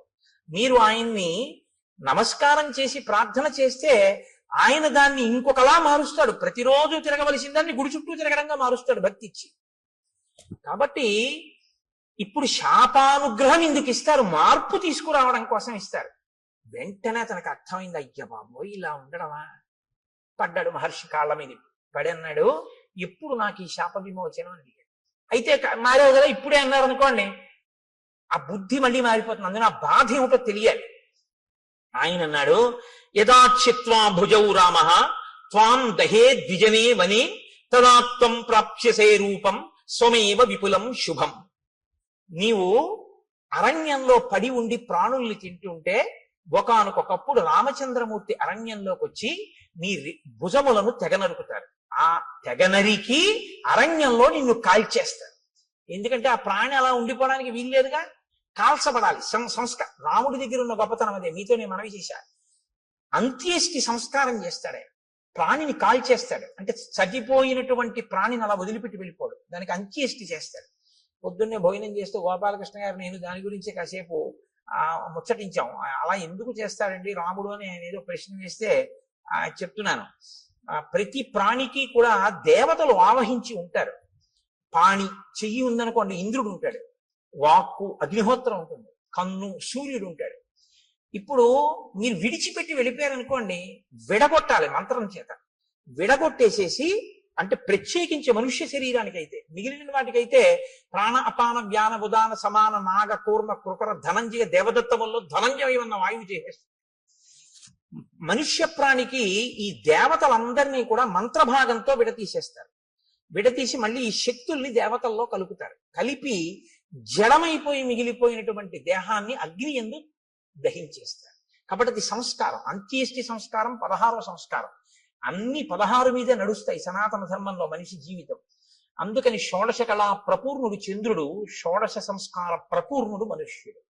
16వ సంస్కారంగా అంత్యేష్టి జరగాలి. కాబట్టి రాముడు ఎక్కడెక్కడ ఎటువంటి శరీరాలు కనపడ్డా వాటిని ఆయన దహిస్తాడు. అందుకని నువ్వు రాముడి చేత వధింపబడి దహింపబడితే నీ పూర్వరూపం వస్తుంది. ఇక్కడ మీరు ఒక విషయాన్ని కనిపెట్టాలి. ఎవరికైనా తెలియదేమో కానీ మునులకు మాత్రం తెలిసి రామావతారం వస్తుంది. ఈ దేశంలో త్రికాల వేదులు వాళ్ళు. అందుకే ఈ దేశంలోనే ఒక గొప్ప శాస్త్రం ఉంది, జ్యోతిషము అని. వేద పురుషునికి జ్యోతిషము నేత్రస్థానంలో ఉంటుంది, వేదాంగము అని. అంటే ఇప్పుడు కళ్ళు లేనివాడు ఉన్నాడు అనుకోండి, మీరు గుళ్ళోకి తీసుకొచ్చి విగ్రహం దగ్గరికి తీసుకెళ్ళి ఇదిగో ముట్టుకో, ఇది గణపతి, ఇదిగో ఇలా ముట్టుకో తొండం అన్నారు అనుకోండి, ఆయన చూసి ఓహో అంటాడు. అదిగో అవే ధ్వజస్తంభకు చిరుగంటలు అన్నారు అనుకోండి, ఆయన చూడగలరా? అదే శిఖ గోపురం అన్నారు అనుకోండి, ఆయన చూడలేడు, మీరు గోపురం ఎక్కించలేడు. దూరంగా ఉన్నది చూడడానికి కన్ను పనికి వస్తుంది, కాలంలో వచ్చేదాన్ని లెక్క కట్టడానికి జ్యోతిషం పనికి వస్తుంది. అందుకని వేద పురుషుడికి నేత్రస్థానంలో ఉంటుంది జ్యోతిష శాస్త్రం వేదాంగంగా. కాబట్టి మహర్షులు త్రికాల వేదులు, వాళ్ళకి అన్నీ తెలుసు ఏం జరగబోతోందో. కాబట్టి వాళ్ళు రాబోయే రామావతారాన్ని లెక్కలోకి తీసుకున్నాడు ఆయన. తీసుకుని రామావతారం వచ్చి రాముడు అడవికి వచ్చాక రాముడి చేతిలో నీ చేతులు ఖండింపబడి నీ దేహము దహింపబడితే నీకు మళ్ళీ యథారూపం వస్తుంది. కాబట్టి రామ ఇందుకు నీ సంతోషించాను, నా చేతులు నరికేవాడు వచ్చాడని. ఎవడో నరికాడా? రాముడే నరికాడా? అందుకు అడిగాను. కాబట్టి రామ నేను ఎవరు పూర్వం అంటే శ్రియోమాం మధ్యమం పుత్రం ధనుం నామ్నాచ దానవం ఇంద్రకోపాదిదం రూపం ప్రాప్తమేవం రణాజిరే. నేను శ్రీ అనబడేటటువంటి వాని యొక్క మధ్యమ పుత్రుడైన ధనువు అనబడేటటువంటి పేరున్నవాడిని. నాకు స్థూల శిరస్కుడు స్థూల శిరస్కుడు అనబడేటటువంటి ఋషి శపిస్తే నేను అక్కడతో ఊరుకోలేదు. ఆ రూపం వచ్చే లోపల నేను బ్రహ్మగారి గురించి ఘోరమైన తపస్సు చేశాను. బ్రహ్మగారు ప్రత్యక్షమై అన్నాడు, దీర్ఘాయుష్మాన్ భవాన్ అని. ఆయన వెళ్ళిపోయాడు. వెళ్ళిపోయిన తర్వాత నా అహంకారం ఏమైందో తెలుసా? నేను దీర్ఘాయుష్మంతుడిని, నన్ను ఇంద్రుడు ఏం చేస్తాడు? ఇంద్రుడి మీదకి యుద్ధానికి వెళ్ళాను. వెళ్తే ఇంద్రుడు ఏం చేశాడో తెలుసా? ఆయన ఒక చమత్కారమైనటువంటి మనిషి. ఆయన ఏం చేశాడంటే, ఒక్కసారి నా తలకాయని తన వజ్రాయుధం పెట్టి ఓ దెబ్బ కొట్టి ఈ తలకాయని కడుపులోకి దింపేశాడు. నా 2 కాళ్ళని పొట్టలోకి తోసేశాడు. తోసేస్తే తలకాయ లేదు, కాళ్ళు లేవు, మనిషిని మాత్రం బతికున్నాను. పైగా అన్నాడు తోసేసి, పితామహవచ సత్యం తదస్థితి మమాబ్రవీత్. పితామహుడైన బ్రహ్మగారు నీకు దీర్ఘాయుష్ ఇచ్చాడు, చంపేను పడుండన్నాడు. అప్పుడు నేనన్నాను, అయ్య బాబోయ్, పితామహుడు ఇచ్చాడు వరం బానే ఉంది, అహంకారంతో నేనేదో సాధించాననుకున్నవి ఇలాగే వస్తాయి తిరిగి. కాబట్టి వినయంతో చేసినవి, భక్తితో చేసినవి ఉద్ధరిస్తాయి, కానీ అహంకృతితో చేసినవి పనికొచ్చేవి కావు. చిట్ట చివరికి వచ్చి ఇలాగే కట్టి కుడుపుతాయి. కాబట్టి నేనన్నాను, నాకు పితామహుడు దీర్ఘాయుష్మంతుడు అన్నాడు నిజమే, కడుపుకి ఆకలోటి ధర్మం కదా ప్రాణికి. ఇప్పుడు నాకు తలకాయ లేదుగా, కాబట్టి నోరు లేదుగా, కానీ కడుపు ఉందిగా, తినాలిగా. వెళదామంటే కాళ్ళు లేవుగా, ఏం తిని బతకను అని అడిగాను. అడిగితే ఆయన ఏం చేశాడో తెలుసా? ఏవముక్తస్తు మే శక్రో బాహు యోజనమాయతౌ ప్రాదాదాస్యంచమే కుక్షౌ తీక్షణ దంస్ట్రం అకల్పయత్. నాకు పెద్ద పెద్ద కోరలు పెట్టి, నా గుండెల దగ్గర కన్ను పెట్టి, నాకు యోజనమంత పొడుగైన చేతులు ఇచ్చి, నువ్వు బతకవలసింది దీర్ఘాయుష్మంతుడవై బతికుండడానికే తప్ప అంతకన్నా ఎందుకురా నువ్వు బతికుండి నువ్వేం చేయాలి లోకానికి అని నీ చేతులతో తడువుకు తింటుండు పడుండాలి. అంటే దారుణమైన జన్మ ఏదో తెలుసా అండి? తినడానికి బతికే జన్మ కదండి. ఇప్పుడు అంతిమంగా తీర్పు ఎక్కడికి వచ్చింది? ఆయన దీర్ఘాయుష్మంతుడు దేనికి? తింటాడు, బతుకుతాడు. ఎందుకు బతుకుతాడు? తినడానికి బతుకుతాడు, అంతే. ఎక్కడికి వెళ్ళడం, ఏమీ చెయ్యడు. ఈశ్వరుడి గురించి ఏమీ తెలుసుకోక్కర్లేదు. ఓపిక ఉన్నా ఏమీ చేయక్కర్లేదు. ఓపిక ఉన్న రోజుల్లో భోగాలకి, పెద్దవాడైపోయిన తర్వాత ఉన్న ఓపిక ఎక్కడ పోతుందో అని ఈశ్వరుడి దగ్గరికి వెళ్ళడం. మీరు లోకం పోకడ ఎలా ఉంటుందో తెలుసా అండి? ఇప్పుడు ఎందుకండి అంటాడు. ఏమండి రామాయణానికి వెళ్ళొద్దాం ఏంటి అన్నాడు అనుకోండి ఎవడైనా. ఏంటండి ఇప్పటి నుంచి రామాయణం అవన్నీ? మరి ఎప్పుడండి అని మీరు అడిగారు అనుకోండి, రిటైర్ అయిపోయాక. రిటైర్ అయిపోయిన తర్వాత కూడా నువ్వు ఉంటావని ఎవరన్నా రాసిచ్చారా నీకు బాండ్ పేపర్? దంతంబుల్ పడనప్పుడే తనుగుయందు ఆరూఢియున్నప్పుడే కాంతాసంఘము రోజనప్పుడే జరాక్రాంతంబు కానప్పుడే వింతల్మేన చరించినప్పుడే కురుల్ వెల్వెల్ల కానప్పుడే చింతింపన్వల మీ పదంబుజములం శ్రీకాళహస్తీశ్వర. ఇంకా నువ్వేం చేస్తావు? 60 ఏళ్ళు వచ్చేసి రిటైర్ అయిపోయిన తర్వాత అప్పుడు పూజపీఠ మీదకి వెళ్ళి కూర్చుని ఆ చెమ్యా అంటే నీకు తెలియదు. ఓ గుళ్ళోకి వెళ్ళి మంత్రపుష్పానికి ముందు నీళ్లు వస్తే తీర్థం కింద గుచ్చేసుకుంటూ ఉంటాడు లోపలికి. ఎందుకంటే మంత్రపుష్పం ముందు చేయగడుక్కోమని వేశారు చేతిలో, ఆయనకి తెలియదు. అప్పుడు మళ్ళీ అర్చక స్వామి అయ్యో తాగేకండి అయ్యాలాగా తీర్థం గారు చేయగడుక్కోండి అంటే అప్పుడు ఆ చేతి నీళ్లు తీసుకెళ్లి ఆయన పళ్ళల్లోనే కడిగేస్తాడు. అదో వాష్ బేసిన్ అనుకుంటాడు. అమ్మ బాబు నా అదృష్టం రా, ఇలాంటి భక్తుడు ఇచ్చాడు ఇవ్వాలని ఆయన అనుకోవాలి. లేదని మీరు అనుకుంటున్నారా? ఎక్కడది ఈ అజ్ఞానం? ఓపికండగా ఆర్జించడానికి తినడానికి తప్ప ఈశ్వరుడు గురించి తెలుసుకోవడానికి పనికిరాదు. ఒక్కొక్కడి జీవితం అసలు అలాగే తెల్లాలి. అసలు ఎప్పుడు దేనికి అంటే తినడం. తింటుంటాడు అది తింటుందో రోజు. చెప్పానుగా, అన్నం అంటే తినున్నది, మన చేత తినబడున్నది, మనని తినున్నది, 2 అర్థాలు. కాబట్టి అది తినేస్తుందో రోజు, అయిపోయింది. కాబట్టి నీకు దీర్ఘాయుష్యే కదరా కావాలి. దానికి ఓ నోరు చాలు, ఆహారాన్ని చూసుకోవడానికి ఓ కన్ను చాలు, వెతుక్కు లాక్కోవడానికి ఓ 2 చేతులు చాలు. నువ్వు ఎక్కడికి వెళ్ళాలి? ఓ గుడికి వెళ్ళాలా, గోపురానికి వెళ్ళాలా? ఉంటే భయపెడతావు ఎక్కడికన్నా వెళితే. ఎందుకు నాన్న అలా పడుండు, దీర్ఘాయుష్మంతుడు అయి ఉండు. ఇప్పుడు తెలిసింది బాధ ఏమిటో. ఎందుకు చేశానా తపస్సు, ఎందుకు వెళ్ళానా ఇంద్రుడి మీదకి, ఎందుకు కనపడ్డానా ఋషికలాగా అని ఏడుస్తూ ఇన్ని వేల సంవత్సరాల నుంచి ఇక్కడ పడున్నా. అలా వస్తే తడువుకోను తిన్నాం. ఎప్పుడు నరికేస్తాడా ఈ చేతులను చూస్తూ కూర్చున్నాను రామ. ఇప్పుడు నువ్వు ఈ చేతులు నరికి ఈ ఒళ్ళు కాల్చేయి. ఎంత తొందరపడిపోయాడో తెలుసా అండి? సూర్యాస్తమయం అయిపోతోంది, అలిసిపోయిన రథాలతో వెళ్ళిపోతున్నాడు సూర్యుడు. సూర్యాస్తమయం అయితే కాల్చవు నువ్వు, ధర్మం రామచంద్రమూర్తి చెయ్యడు అంచేసి సూర్యాస్తమయం అయితే. కాబట్టి అవ్వకుండా తొందరగా నన్ను ఒక గొయ్యి తీయించి అందులో పడేసి భూమి మీద పడుకోబెట్టి అంటించడానికి ఏం కుదరదు, అంత పెద్ద రాక్షసాకారం అది. ఇప్పుడు గోతిలో పారేసి దాని నిండా కట్టెలు పారేసి అగ్నిహోత్రం వెలిగించేస్తే నేనేం తొందరగా కాలుతాను అనుకుంటున్నావా? కదలిక లేదు కదండి, ఫ్యాట్ ఎలా డైల్యూట్ అవుతుంది? కాబట్టి ఒళ్ళంతా నీతి ముద్దలా కొవ్వు పట్టేసింది. ఇప్పుడు కొవ్వు పట్టాన కాలదు, అది అలా కాలుతూనే ఉంటుంది. అందుకే కొవ్వొత్తి తొందరగా కాలిపోతుందండి, దీపారాధనలో ఒత్తి కాలిపోయినట్టు కాదు. అలా కొవ్వు కరుగుతూ కరుగుతూ దీపం అలా కిందకు వస్తూ ఉంటుంది. ఆ కొవ్వు అంతా కాలాలి. కాబట్టి రామ చాలాసేపు పడుతుంది నా ఒళ్ళు కాలిపోవడానికి. అందులో తొందరగా ఓ గొయ్యి తవ్వించి తోసేసి కాల్చేయి.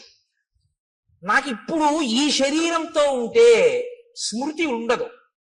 నా అసలు శరీరం నాకు వచ్చేస్తే నాకు దివ్య స్మృతి కలుగుతుంది, ఎక్కడ ఏం జరిగిందో తెలుసుకోగలను.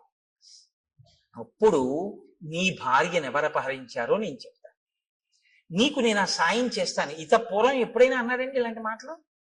ఎవడన్నా మంచిగా ఉంటే వాడిని బాధ పెట్టాడు. ఇప్పుడు అవతల వాడి బాధలో ఆ శరీరం వస్తే వెంటనే నీకో మాట సాయం చేస్తానంటున్నాడు. ఈ మార్పు కోసం శాపానుగ్రహం ఇస్తాను. మీరు బాగా పట్టుకుంటే ఋషులు ఏదో తపస్సు ఉంది కదా అని శాపవాక్కు విడిచిపెట్టరు, వాళ్ళ తపస్సు పోతుంది. ఓన్లేరా ఒకరిని మార్చాను, ఇప్పుడు ఆయన పనికొచ్చాడు. అందుకని ఇప్పుడు ఏమయ్యాడు? కబంధ మహాత్మనః. ఈ కబంధుడు మహాత్ముడు అన్నారు వాల్మీకి మహర్షి. ఎందుకంటే మార్పు ఎక్కడొచ్చిందో వాడు చాలా గొప్పవాడు. ఈ మార్పు రాకపోతే వాడు లోకకంటకుడై కూర్చుంటాడు. కాబట్టి రామ, నువ్వు చేచ్యతే సమరే బాహు తదా స్వర్గం గమిష్యసి. ఇంద్రుడు కూడా ఏమన్నాడంటే, నీ రెండు బాహువులు రాముడు ఎప్పుడు తిరిగేస్తే అప్పుడు మళ్ళీ స్వర్గానికి వెళ్దుగానే అలా పడుండి అన్నాడు. అందుకని తొందరగా నాకు అంత్యేష్టి సంస్కారం చేసేసి. సరే, లక్ష్మణుణ్ణి పిలిచాడు, గుణపం ఇచ్చాడు, గొయ్యి తవ్వించాడు, శరీరాన్ని తోసేశాడు. ఏనుగులు విరిచినటువంటి కొమ్మలు ఎండిపోతే ఏర్పడిన ఎండుకర్రలు. మహర్షి, అమ్మో వాల్మీకి రామాయణం అండి ఎంత జాగ్రత్తగా రచన చేస్తారో తెలుసా? అంత పెద్ద శరీరాన్ని అంత పెద్ద గోతిలో వేస్తే అంత పెద్ద శరీరం కాల్చడానికి ఎన్ని కట్టెలు కావాలి, ఎక్కడి నుంచి ఏరి పట్టుకొచ్చారు సూర్యాస్తమయం లోపల అని మీరు నేను అంటామేమో. అక్కర్లేని ఇలాంటివి తీయడం మనంత గొప్పవాళ్ళు ఉండరు. కాబట్టి ఏనుగుల గుంపులు తిరుగుతాయి అక్కడ. వాటి పని ఏమిటంటే వాటికి తొండం ఖాళీగా ఉండదు, కొమ్మలు విరిచేస్తుంటాయి. ఆ విరిచేసినటువంటి కొమ్మలు కింద పడిపోయి ఎండిపోయి. కాబట్టి ఇప్పుడు ఆ పెద్ద పెద్ద కొమ్మలన్నీ తీసుకొచ్చి రామచంద్రమూర్తి ఆ గోతులో పడేశారు, లక్ష్మణమూర్తి ఆ గోతులో పారేశారు. పారేసి ఇప్పుడు కబంధుణ్ణి కాల్చేస్తున్నారు. ఈ కబంధుడి దగ్గరే ఈ కబంధుడు కాలిపోతే సీతమ్మ తల్లిని పట్టుకోవడానికి, సీతమ్మ తల్లిని అన్వేషించడానికి పెద్ద శుభవార్త దొరుకుతుంది. హనుమ ప్రవేశించడానికి ఇంకా కథకి రంగం సిద్ధం అవుతోంది. ఇక్కడి నుంచి కిష్కింధకాండకి పునాది పడుతోంది. ఇక్కడి నుంచి హనుమత్ ప్రవేశం ప్రారంభం అవుతోంది అనమాట. కాబట్టి ఇప్పుడు నాయనా నువ్వు నా శరీరాన్ని అంటించేయి. ఇప్పుడు ఆ ఏనుగులు విరిచేసినటువంటి ఎండిపోయిన కొమ్మలు తెచ్చి గోతిలో పడేసి అంటించేశారు. ఆ శరీరాన్ని అంటించేసరి మెల్లమెల్లగా కాలింది అన్నారు. కొవ్వు పట్టి ఉంది కదండి. అప్పుడు కూడా హ్యూమన్ ఎనాటమీ బాగా తెలుసు అనమాట. అంటే కదలకుండా ఎక్కువ తినేస్తే కొవ్వు పట్టేస్తుంది. వాడు దీర్ఘాయుష్మంతుడు కాబట్టి హార్ట్ బ్లాక్ లేదు వాడికి. కాబట్టి ఆయనలోంచి ఇప్పుడు ఒక దివ్యమైనటువంటి స్వరూపం ఒకటి బయటికి వచ్చింది. తతశ్చితాయా వేగేన భాస్వరో విమలాంబర ఉత్పపాతాశు సంహృష్ట సర్వ ప్రత్యంగభూషణ విమానే భాస్వరే తిష్టన్ హంసయుక్తే యశస్కరే ప్రభయాచ మహాతేజ దిశో దశ విరాజయన్.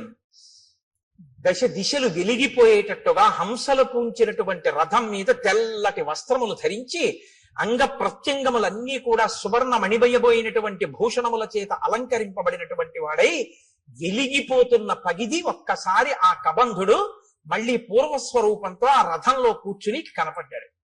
కనపడి ఒక్క క్షణం ఇలా కళ్ళు మూసుకుని ఆలోచించి అన్నాడు, రామా, నేను ఆలోచించగా మీకు కలిగినటువంటి కష్టానికి ఒక విషయం అర్థమవుతోంది. దశాభాగగతో హీనః తం హి రామః సలక్ష్మణః యత్కృతే వ్యసనం ప్రాప్తం త్వయా దార ప్రదర్శనం. మీరు దుర్దశ యొక్క ఫలితాన్ని అనుభవిస్తున్నారు. అందుకే భార్య దూరం అయిపోయింది. మీ ఇద్దరికి జాడ తెలియట్లేదు. ఎంత నడుస్తున్నారో కూడా తెలియనంత దూరం నడిచి కష్టపడి వెతుకుతున్నారు. ఇప్పుడు ఇలా వెతికి తిరిగి ప్రయోజనం లేదు. నీకు సాయం చెయ్యగలిగిన మిత్రుడు ఒకడు కావాలి. ఒక గొప్ప మిత్రుడు. ఆయన ఎటువంటి వాడై ఉండాలి? ఆయన ఈ లోకమంతా తిరిగిన వాడై ఉండాలి. ఈ భూమండలం అంతా తిరిగిన వాడైతే ఎక్కడెక్కడ ఏమున్నాయో తెలిసిన వాడై ఉంటాడు. ఎందుకని? రావణుడు అన్నది ఒక్కటే తెలుసు తప్ప అతను ఎక్కడుంటాడో ఏమిటో నాకు తెలియదు అంటున్నావుగా, జటాయువు చెప్పాడని. ఆ రావణుడు ఎవరో, ఎక్కడుంటాడో, ఎలా పరిపాలిస్తాడో, ఎంతమంది రాక్షసులు ఉంటారో ఇవన్నీ తెలియాలంటే ఈ భూమండలం అంతా తిరిగిన వాడై ఉండాలి. అన్నీ తెలుసున్నవాడై ఉండాలి. ఎందుకు తిరిగాడన్న కారణం వేరు. ఇంద్రుడు గారికి కిష్కింధకాండలో అలా తిరిగిన వాడు ఉన్నాడు రామ. ఆయన గురించి చెప్తాను. ఆయనతో స్నేహం చేసుకో. అటువంటి మిత్రుణ్ణి సంపాదించావా, ఆ మిత్రుడి వలన నీకు సీతమ్మ జాడ దొరుకుతుంది. కాబట్టి తదవశ్యంతయా కార్య స సుహృత్ సుహృదాంవర. ఓ మంచి హృదయం ఉన్నటువంటి రామ, నీకొక మంచి స్నేహితుడు కావాలి. అకృత్వాహినతే సిద్ధిం అహం పశ్యామి చింతయం. నాకు ఆలోచిస్తే అది అనిపిస్తోంది. శ్రూయతాం రామ వక్ష్యామి సుగ్రీవో రామ వానర భ్రాతా నిరస్త క్రుద్ధేన వాలినా శక్రసూనునా నృష్యమూకే గిరివరే పంపా పర్యంత శోభితే నివసత్యాత్మవాన్ వీర చతుర్భిః సహవానరై వానరేంద్రో మహావీర్య తేజోవాన్ అమిత ప్రభ సత్యసంధో వినీతశ్చ ధృతిమాన్ మతిమాన్ మహాన్ దక్ష ప్రగల్భో ద్యుతిమాన్ మహాబల పరాక్రమ భ్రాత్రా నివాసితో రామ రాజ్యహేతోర్మహాబల స వృక్షరజస పుత్ర పంపామటతి శంకిత భాస్కరస్యౌరస పుత్రో వాలినా కృతకిల్బిష. సూర్య భగవానుడి యొక్క ఔరసపుత్రుడైనటువంటి సుగ్రీవుడనబడేటటువంటి ఒక వానర రాజు ఋష్యమూక పర్వత శిఖరముల మీద ఉన్నాడు. కారణాంతరముల చేత తన అన్నగారైనటువంటి వాలి చేత రాజ్యంలోంచి బయటికి వెళ్ళగొట్టబడ్డాడు. వెళ్ళగొట్టబడి నలుగురు వానరులు తన చుట్టూ సేవిస్తూ ఉండగా, అందులోనే ఉన్నారు హనుమ.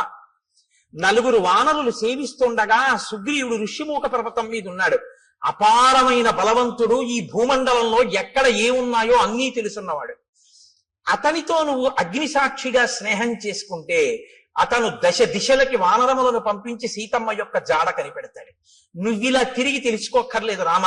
కాబట్టి ఇప్పుడు నీకు మిత్ర సహాయం అవసరమయ్యింది. అతను మహాబల పరాక్రమములు కలిగినటువంటి వాడు, గొప్ప వీర్యవంతుడు, వానరేంద్రుడు, తేజస్సున్నవాడు, సత్యసంధుడు, నీతి కలిగినటువంటి వాడు, పట్టుదల ఉన్నటువంటి వాడు, మంచి మతి కలిగినటువంటి వాడు, దక్షత కలిగినటువంటి వాడు, కాంతి కలిగినటువంటి వాడు. అటువంటి వాడితో నువ్వు స్నేహం చేసుకుంటే ఆయన నీ కార్యంలో సాయం చేస్తాడు. కాబట్టి ఆ వృక్షరజస్సు యొక్క కుమారుడైనటువంటి సుగ్రీవుడితో నువ్వు వెంటనే స్నేహం చేసుకోవడానికి ఋష్యమూక పర్వతానికి బయలుదేరు. ఆ ఋష్యమూక పర్వతం ఎక్కడుంది అంటావేమో, నీకు దారి చెప్తాను చూడు. రామాయణం ఎంత ఆప్యాయంగా ఉంటుందో తెలుసా అండి. హైదరాబాదు ఎప్పుడు ఆయన వెళ్ళలేదు. ఆయన కొడుకుని మొదటిసారి పంపిస్తున్నాడు ఉద్యోగానికి. హైదరాబాదు వెడుతున్నటువంటి కొడుకుని కంగారుగా తీసుకొచ్చి రైలు ఎక్కించడంలో ఆయనకి కట్టిన మినపరొట్టె తేవడం మర్చిపోయాడు తండ్రి. ఎప్పుడూ హైదరాబాదు వెళ్లే అలవాటు ఉన్నటువంటి మేనమామ గారు వచ్చాడు స్టేషన్కి. ఇప్పుడు తండ్రి అంటాడు, రే నాన్న రొట్టె తేవడం మర్చిపోయాను, ఎలా తింటావు, ఎలాగా, ఎప్పటికి ఎడుతుందో, ఎప్పటికి దిగుతావో, అక్కడ ఏముంటుందో ఏముండదో, నాన్న నా ప్రాణాలు నీ మీదే ఉంటాయి ఇస్మా, వెళ్ళాక ఉత్తరం రాయి అంటాడు. మేనమామ గారు అంటాడు, రే నీకేం భయం లేదు, ఇప్పుడు ట్రైన్ బయలుదేరుతుందా, బయలుదేరగానే మొదటి స్టేషను అనపర్తి, రెండో స్టేషను ద్వారపూడి, మూడో స్టేషను రాజమండ్రి వెళ్ళేటప్పటికి 8 అవుతుంది. 8 గంటలకి నువ్వు రాజమండ్రి రైల్వే స్టేషన్ లో కిందకి దిగితే అక్కడ 10 నిమిషాలు ఆగుతుంది. దిగి నువ్వు చూస్తే అక్కడే మంచి అరటి పళ్ళు, చాలా చక్కటి రొట్టెలు అన్ని అమ్ముతూ ఉంటారు. కాబట్టి నువ్వు అక్కడ నీకు కావలసిన 2 ఇడ్లీ 2 అరటి పళ్ళు అవి కొనుక్కొని చక్కగా అవి తినేసి మళ్ళీ రైలు ఎక్కి కూర్చుంటే 10 నిమిషాల కన్నా ఆగదు, గబగబా కొనేసుకో. రైల్లో కూర్చుని తినేసి మంచినీళ్ళు తాగేసి వాటర్ బాటిల్ మర్చిపో, ఎక్కిళ్ళు వస్తాయి. వాటర్ బాటిల్ కొనుక్కుంటుంటే ఎక్కి పడుకున్నా అంటే హాయిగా తెల్లవారేటప్పటికి 6 హైదరాబాద్ వెళ్ళిపోతాం. తెలుసున్నవాడు చెప్పేటప్పుడు రాజమండ్రి వస్తుంది, గారపూడి వస్తుందని చెప్పడు. ఎక్కడ ఏం తినాలో, ఏం తాగాలో, ఎలా పడుకోవాలో, ఎలా వెళ్ళాలో ఎందుకు చెప్తాడంటే ఆత్మీయత అందులో కలిసిపోయి ఉంది. కలిసిపోయి ఉండడంలో అలా చెప్తాడు. కాబట్టి ఇప్పుడు చూడండి, నిజంగా మాట్లాడడంలో వాల్మీకి మహర్షి మాట్లాడించడంలో అందం చూడండి, ఇందుకుని మహాత్ముడయ్యాడు. ఇప్పుడు రాముడి మీద ఎంత ప్రేమతో మాట్లాడుతున్నాడంటే ఋషముఖానికి వెళ్ళి నీ పని అవుతుందని ఏదో చేతకాని వాడికి చెప్పినట్టు చెప్పట్లేదు. ఉపకారం చేయడంలో అంత శ్రద్ధతో చేస్తున్నాడు. మహానుభావుడి వల్ల నేను మళ్ళీ పునర్జన్మ పొందానని సంతోషిస్తున్నాడు. నాయన రామ, నువ్వు లక్ష్మణ సహితుడవై పశ్చిమ దిశగా ఇదే మార్గంలో వెడితే బోలెడన్ని చెట్లు కనపడతాయి. నేరేడు, మోరటి, పనస, జువ్వి, మర్రి, తుమ్మిక, రావి, కొండగోగు, మామిడి, చండ్ర, పొన్న, ఎర్రగోరుంట, కానుగ, నల్లవి, అశోక వృక్షాలు, కడిమి చెట్లు, గన్నేరు చెట్లు, నల్లజీడి చెట్లు, అశోక వృక్షాలు, ఎర్రచంద్ర చెట్లు, దేవదారు వృక్షాలు అన్నీ కనపడతాయి. ఎందుకు ఇవన్నీ? ఆప్యాయత కలిగిన మేనమామ చెప్పినట్టు చెప్పడం. వీటికి మంచి మంచి పళ్ళు ఉంటాయి. లక్ష్మణుడు ఎక్కి కోసి నీకు తెచ్చి పెట్టచ్చు, లేదా కొమ్మలు ఉంచినా కూడా అందుతాయి. అంటే కింద కొమ్మలకు కూడా అన్ని పళ్ళుంటే ఆ పళ్ళు ఎవరు కొయ్యరు. ఎంత వివరంగా మాట్లాడతాడో చూడండి. అక్కడే ఉంటుంది క్యాంటీన్. ఒకవేళ క్యాంటీన్ ఏ కారణం చేతనైనా మూసేసి ఉంటే నువ్వు కంగారు పడకు, ఇటువైపు కట్టేస్తారు. కానీ అదే టైంలో టిఫిన్ ఎక్కువ తినేవాళ్ళు అవతల ప్లాట్ఫామ్ మీదకి వస్తారు. ఇటు చెక్కలతో క్లోజ్ చేసి అటువైపు అమ్ముతుంటాడు, అటువైపు వెళ్ళు అని చెప్తాడు. చూసారా మా మేనమామ అలా చెప్తాడు చెప్పేటప్పుడు. మీరు ఆ శ్లోకాలలో అవతలాడి ఆప్యాయత చూడాలి చెప్పడంలో. ఎంత గొప్ప రచనండి మహర్షిది. కాబట్టి లక్ష్మణుడు కొమ్మలు ఉంచి పళ్ళు కొయ్యొచ్చు, తేనె పట్ల నుంచి తేనె కారుతుంటుంది. రామ, అవి మీరు తినచ్చు. అది దాటి మీరు వెడితే అక్కడ మీకు ఒక చిక్కటి వనం కనపడుతుంది. అంటే చిక్కటి వనం, చక్కటి వనం, బాగా చెట్లు దగ్గరగా ఉంటాయి. అవన్నీ పూలతో పళ్లతో నిండిపోయి ఉంటాయి. సర్వకామ ఫలాహ వృక్షాః పాదపాస్తు మధుశ్రమాః సర్వే చ ఋతవస్తత్ర వనే చైత్రరథేయథ. చైత్రరథం అంటే ఎప్పుడు అన్ని ఋతువులు ఉంటేదాన్ని చైత్రరథం అంటారు. అన్ని ఋతువులు ఉన్నట్టే అక్కడ ఎప్పుడు పళ్లతో, తేనె పట్లతో, పువ్వులతో ఆ చెట్లన్నీ శోభాయమానంగా ఉంటాయి. అక్కడ చక్కగా మీరు తేనె తాగొచ్చు, పళ్ళు తినచ్చు. అది దాటి వెళ్ళిన తరువాత మీరు పంపా సరోవర తీరానికి వెడతారు. రామ, పంపా సరోవర తీరంలో ఒడ్డున ఎక్కడా కూడా అసలు గులకరాళ్ళు ఉండవు. సాధారణంగా నది ఒడ్డున అన్ని చోట్ల గులకరాళ్ళు ఉంటాయి. గులకరాళ్ళు ఉంటే ఏమిటి అని మీరు అడగచ్చు. రాముడు పాదుకలు లేకుండా నడుస్తున్నాడు, గులకరాళ్ళు ఉంటే గుచ్చుకుంటాయి కాళ్ళు. కాబట్టి రామ, పంపా నదీ తీరంలో గులకరాళ్ళు ఉండవు. అంటే ఆయన కాళ్ళకి గుచ్చుకునేవి లేవు. ఎంత ప్రేమో చూడండి నా చెప్పడంలో. పంపానదీ తీరంలో గులకరాళ్ళు ఉండవు. ఆ నీళ్లు చల్లగా, ఆ అందులో పుట్టినటువంటి పద్మముల యొక్క కింజిల్కముల నుండి రాలినటువంటి పుప్పుడితో సుగంధ భరితములై తీయగా చల్లగా ఉంటాయి. ఎప్పుడు స్నానం చేద్దామా, ఎప్పుడు తాగుదామా అనిపిస్తుంది. రామ, అక్కడ నాచు ఉండదు. కాబట్టి నువ్వు జాగ్రత్తగా పంచె పైకి తీసి కాలు జారుతుందేమో అని చూసుకుని వెయ్యక్కర్లేదు. ఆ కింద ఉన్నటువంటి ఇసుక నీకు కనపడుతుంది. ఆ నీరు వెండి పళ్ళెంలా ఉంటుంది, అంత స్వచ్ఛంగా ఉంటుంది. మహానందిలో ఉంటుంది సరోవరం, అలా ఉంటాయి నీళ్లు. రామ, నీకు ఇంకొక విషయం చెప్తున్నాను. అక్కడ అనేకమైన పక్షులు ఆ ఒడ్డును తిరుగుతుంటాయి. వాటికి ఏం భయం ఉండదు. అవి చాలా స్వేచ్ఛగా తిరుగుతుంటాయి. అవి ఎంత రుచిగా ఉంటాయో తెలుసా రామ? ఘృతపిండోపమాన్ స్థూలాంతాన్ ద్విజాన్ భక్షయిష్యథ రోహితాన్ వక్రతుండాశ్చ నడమీనాంశ్చ రాఘవ. రామ, పెద్ద పెద్ద చేపలు, ముళ్ళున్నవి, రెక్కలున్నవి ఆ నదిలో తిరుగుతుంటాయి పంపా సరోవరంలో. నీతి ముద్ద ఎలా ఉంటుందో అంత కమ్మగా ఉంటాయి అక్కడ ఉన్న పక్షులు. మాంసాహారం ఉన్న వాళ్ళు ఎవరైనా ఉంటే నోరూరే ప్రయత్నంలో ఉండకండి. కాబట్టి అంత కమ్మటి రుచి కలిగినటువంటి పక్షులు ఉంటాయి. కాబట్టి పాంసాయాం ఇషుభి మచ్చాన్ తత్ర రామ వరాన్ హతాన్ నిస్త్వక్ పక్షాన్ అయస్తప్తాన్ అకృషాన్ ఏకకంటకాన్. ఎంత వివరంగా చెప్తాడంటే, ఆ నదిలో కొన్ని పక్షులు ఆ నదిలో తిరుగుతుంటాయి. గండు మీనులు, సొర మీనులు, రొయ్యలు, చేపలు అన్ని ఆడుకుంటూ ఉంటాయి. లక్ష్మణుడు బాణంతో గుచ్చి వాటిని పైకి తీస్తాడు. తీసి అగ్నిహోత్రం మీద ఆ బాణంతో ఇలా తిప్పితే ఎర్రగా కాల్తాయి. నువ్వు అక్కడ ఒడ్డున కూర్చోరామా, కూర్చుంటే ఒక్కొక్క చేపని కాల్చి పట్టుకొస్తాడు. ఆ పక్షిని కొట్టి కాల్చి పచనం చేసి ఆ నీతి ముద్దలా ఉన్న పక్షి మాంసం తీసుకొచ్చి పెడతాడు. చక్కగా నువ్వు ఆ ఒడ్డున కూర్చుని కమ్మగా తిన్న తర్వాత దాహం వేస్తుంది. ఎందుకంటే నీతి ముద్దలా కదా ఉంటాయి. దాహం వేస్తే లక్ష్మణుడు ఏం చేస్తాడో తెలుసా? భృశం తే ఖాలతో మచ్చాన్ పంపాయా పుష్ప సంచయే పద్మగంధి శివం వారి సుఖశీత మనామయం ఉధృత్య సతతాక్లిష్టం రౌప్య స్ఫాటిక సన్నిభం అసౌ పుష్కరవర్ణేన లక్ష్మణ పాయిష్యతి. తామరాకులుంటాయి రామ, ఆ తామరాకులు దొప్పగా చేసి పంపా సరోవరంలోకి ఎడతాడు లక్ష్మణుడు. ఆ నీళ్లు ఎలా ఉంటాయో తెలుసా? వెండి రేకు బోర్లించినట్టు ఉంటాయి, తెల్లగా అడుగునున్నటువంటి ఇసుక కనపడుతుంటుంది. దాంట్లో బోలెడన్ని పద్మాలుంటాయి, పద్మాలకి కింజిల్కాలుంటాయి, వాటిలోంచి ఆ పుప్పుడంతా నీటి మీద పడుతుంది. అందుకని మంచి ఏదో అన్ని రకాల పదార్థాలతోటి శివాభిషేకం చేస్తే వచ్చిన తీర్థం అన్ని రుచులు కలిసి మంచి సుగంధ ద్రవ్యాలతో సువాసనతో ఎలా ఉంటుందో అలా ఉంటాయి ఆ నీళ్లు. ఆ నీళ్లు తామరాకు దొప్పతో తెచ్చి నీకు ఇస్తాడు. నువ్వు చక్కగా ఏం చేస్తావంటే తామరాకు దొప్పతో చల్లటి నీళ్లు తాగు. సాయంకాలం వేళలో నువ్వు ఆ పంపా సరోవర ప్రాంతంలో తిరుగుతుంటే జింకలు లేళ్లు తిరుగుతుంటాయి, చెట్లన్నీ పువ్వులు ఇట్టుకున్నాయా అన్నట్టుగా పువ్వులతో శోభిస్తుంటాయి. నీకు సీతమ్మ కనపడలేదు అన్న బెంగ నీకు తీరుతుంది. రామ, అక్కడ పుష్పమాలలు కొన్ని పడి ఉంటాయి. ఆ పుష్పమాలలు ఎన్ని సంవత్సరములైన వాడవు. ఎందుకో తెలుసా?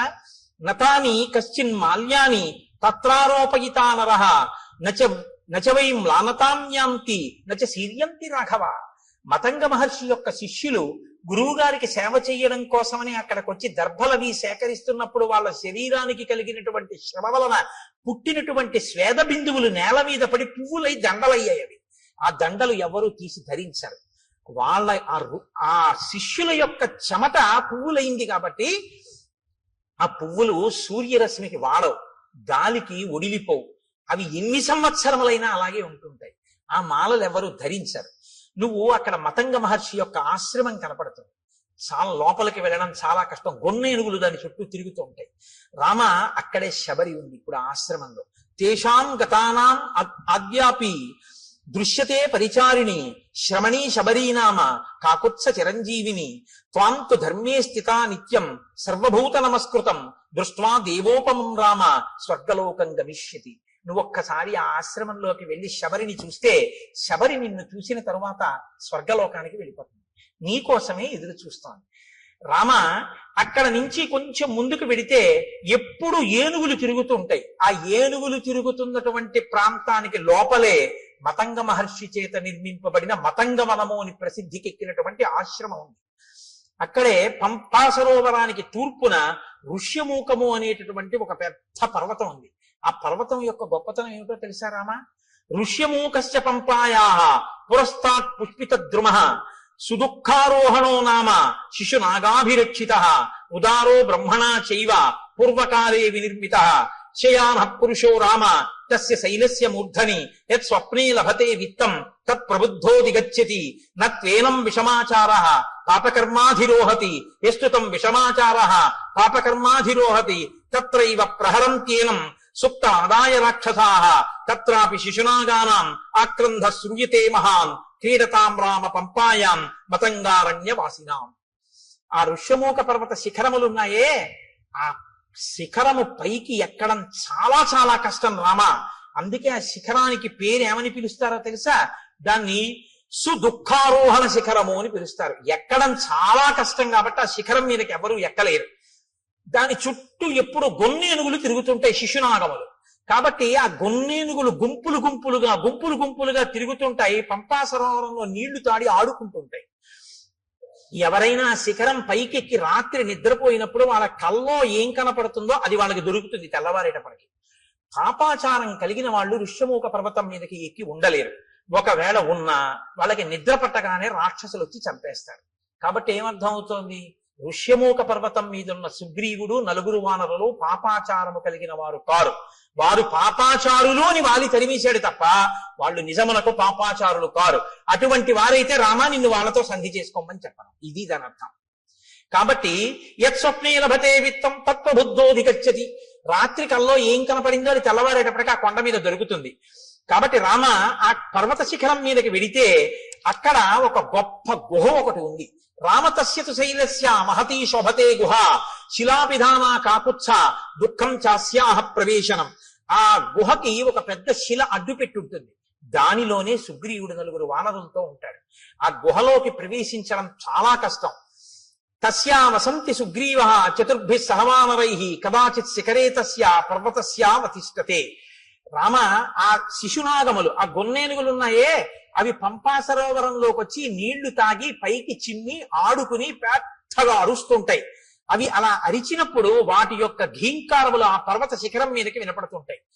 అప్పుడప్పుడు సుగ్రీవుడు గుహలోంచి బయటికి వచ్చి నలుగురు వానరులతో కలిసి ఆ శిఖరం మీద కూర్చొని చూస్తూ ఉంటాడు. ఇవన్నీ అక్కడే ఉన్నాడు. నిజంగా లైవ్ టెలికాస్ట్ ఇస్తారండి. మనం చదువుతుంటే అబ్బా, మనం ఒక్కసారా ఋష్యమూక పర్వతం, ఆ పంపా నది, ఇంకా ఎన్ని చెప్పారో తెలుసా అండి. రామ, గుంపులు గుంపులుగా అడవి పందులు వస్తాయి. అడవి పందులు పంపా సరోవరంలో నీళ్లు తాగి పర్వత గుహల్లో ఆడుకుంటూ వెళ్ళి పడుకుంటాయి. పడుకుని పెద్ద పెద్ద రంకెలు వేస్తాయి. ఆ రంకెలు ఎలా ఉంటాయో తెలుసా? ఆబోతు రంకెల్లా ఉంటాయి. అక్కడ గొన్నేనుగులు ఏమి ఆటలాడుతుంటాయో రామ, ఆ పర్వత శిఖరం చుట్టూ అవి తిరుగుతుంటాయి. వాటిని దాటి శిఖరం ఎక్కవలసి ఉంటుంది. ఇవన్నీ చెప్పి రామ తొందరగా బయలుదేరి సుగ్రీవుడితో స్నేహం చేసుకో. చాలా సంతోషం అన్నారు. మీరు ఆజ్ఞనిస్తే నేను బయలుదేరుతానన్నాడు. ఆయన వెళ్ళిపోయాడు. రామలక్ష్మణులు ఇద్దరూ బయలుదేరి శబరి ఉన్నటువంటి ఆ మతంగ మహర్షి యొక్క ఆశ్రమాన్ని చేరుకున్నారు. శబరి వెంటనే స్వాగతం చెప్పింది. స్వాగతం చెప్పి అంది, తౌచు దృష్ట్వా తదా సిద్ధ సముద్ధాయ కృతాంజలి రామస్య పాదౌ జగ్రాహ లక్ష్మణస్య చ ధీమతః పాద్యమాచమనీయం చ సర్వం ప్రాణాద్యధాంధి. ఆవిడ వెంటనే రామలక్ష్మణులు ఇద్దరి పాదములు పట్టుకుని అర్ఘ్యపాద్యములిచ్చి కూర్చోపెట్టి, నాయనా రామ, నీ దర్శనం కోసమే నేను ఎదురు చూస్తున్నాను అంటే రాముడు ఆవిడ్ని ప్రశ్నించాడు. ఇదే నేను మీతో అన్నది.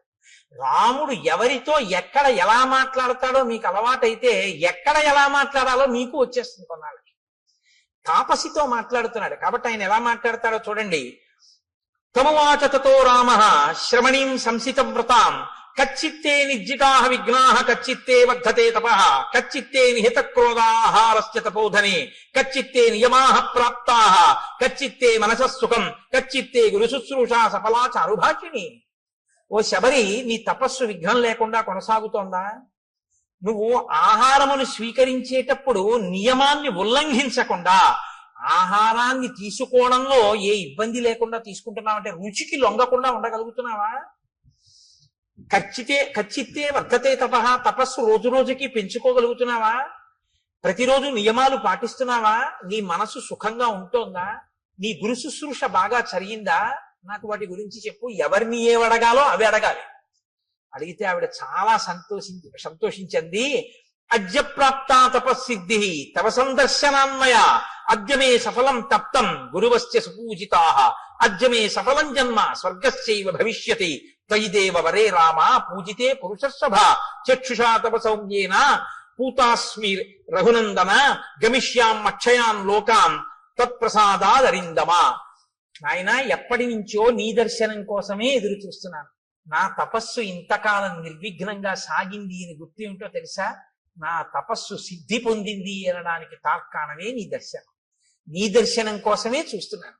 నీ దర్శనం కోసమే ఇంతకాలం నుంచి ఎదురు చూస్తూ ఉన్న నాకు ఈ కన్నులతో నిన్ను చూసే భాగ్యం కలిగింది కాబట్టి, నేను ఉన్న ప్రయోజనం పూర్తయిపోయింది కాబట్టి నువ్వు అనుమతించిన తర్వాత ఇంకా నేను ఊర్ధ్వలోకాలకి వెళ్ళిపోతాను. మయాతు వివిధం వన్యం సంచితం పురుషర్షభ తవార్థే పురుష వ్యాఘ్ర పంపాయా స్థిర సంభవం. పంపా నదీ తీరమునందు ఉన్నటువంటి అనేకమైన కందమూలములను ఫలములను నువ్వు ఎప్పుడొస్తావో నీకు పెడదామని నేను తీసుకొచ్చి దాచి ఉంచాను. అంటే మీరు ఈ మాటలో ఒక విషయం గుర్తుపెట్టుకోవాలి. శ్రద్ధ అనొకటి. శ్రద్ధ అంటే ఏమిటో తెలుసా అండి? ఎప్పుడో అప్పుడు రాముడు వస్తాడని తీసుకొచ్చి 2 దానిమ్మ పళ్ళు వచ్చి చూద్దాం, ఇవాళ కూడా ఇన్నాళ్ళు రాలేదు, ఇవాళ వచ్చేసాడు ఏంటలే, పోలే దానిమ్మ పళ్ళు 2-3 రోజులు ఉంటాయి కాబట్టి 2-3 రోజులు రాకపోతే అప్పుడు మళ్ళీ తీసుకొద్దామని పెట్టి కూర్చోవడం కాదు. ద్రాక్ష పళ్ళ గుత్తి నైవేద్యం పెట్టడానికి ద్రాక్ష పళ్ళ గుత్తి నుంచి ద్రాక్ష పళ్ళు విడతీసి కడిగి నైవేద్యం పెట్టడానికి చాలా తేడా ఉందిగా. ఉందా లేదా? నీకు గుత్తిస్తే తింటారా? విడదీసి కడిగి పట్టరా అంటారా? అనరా?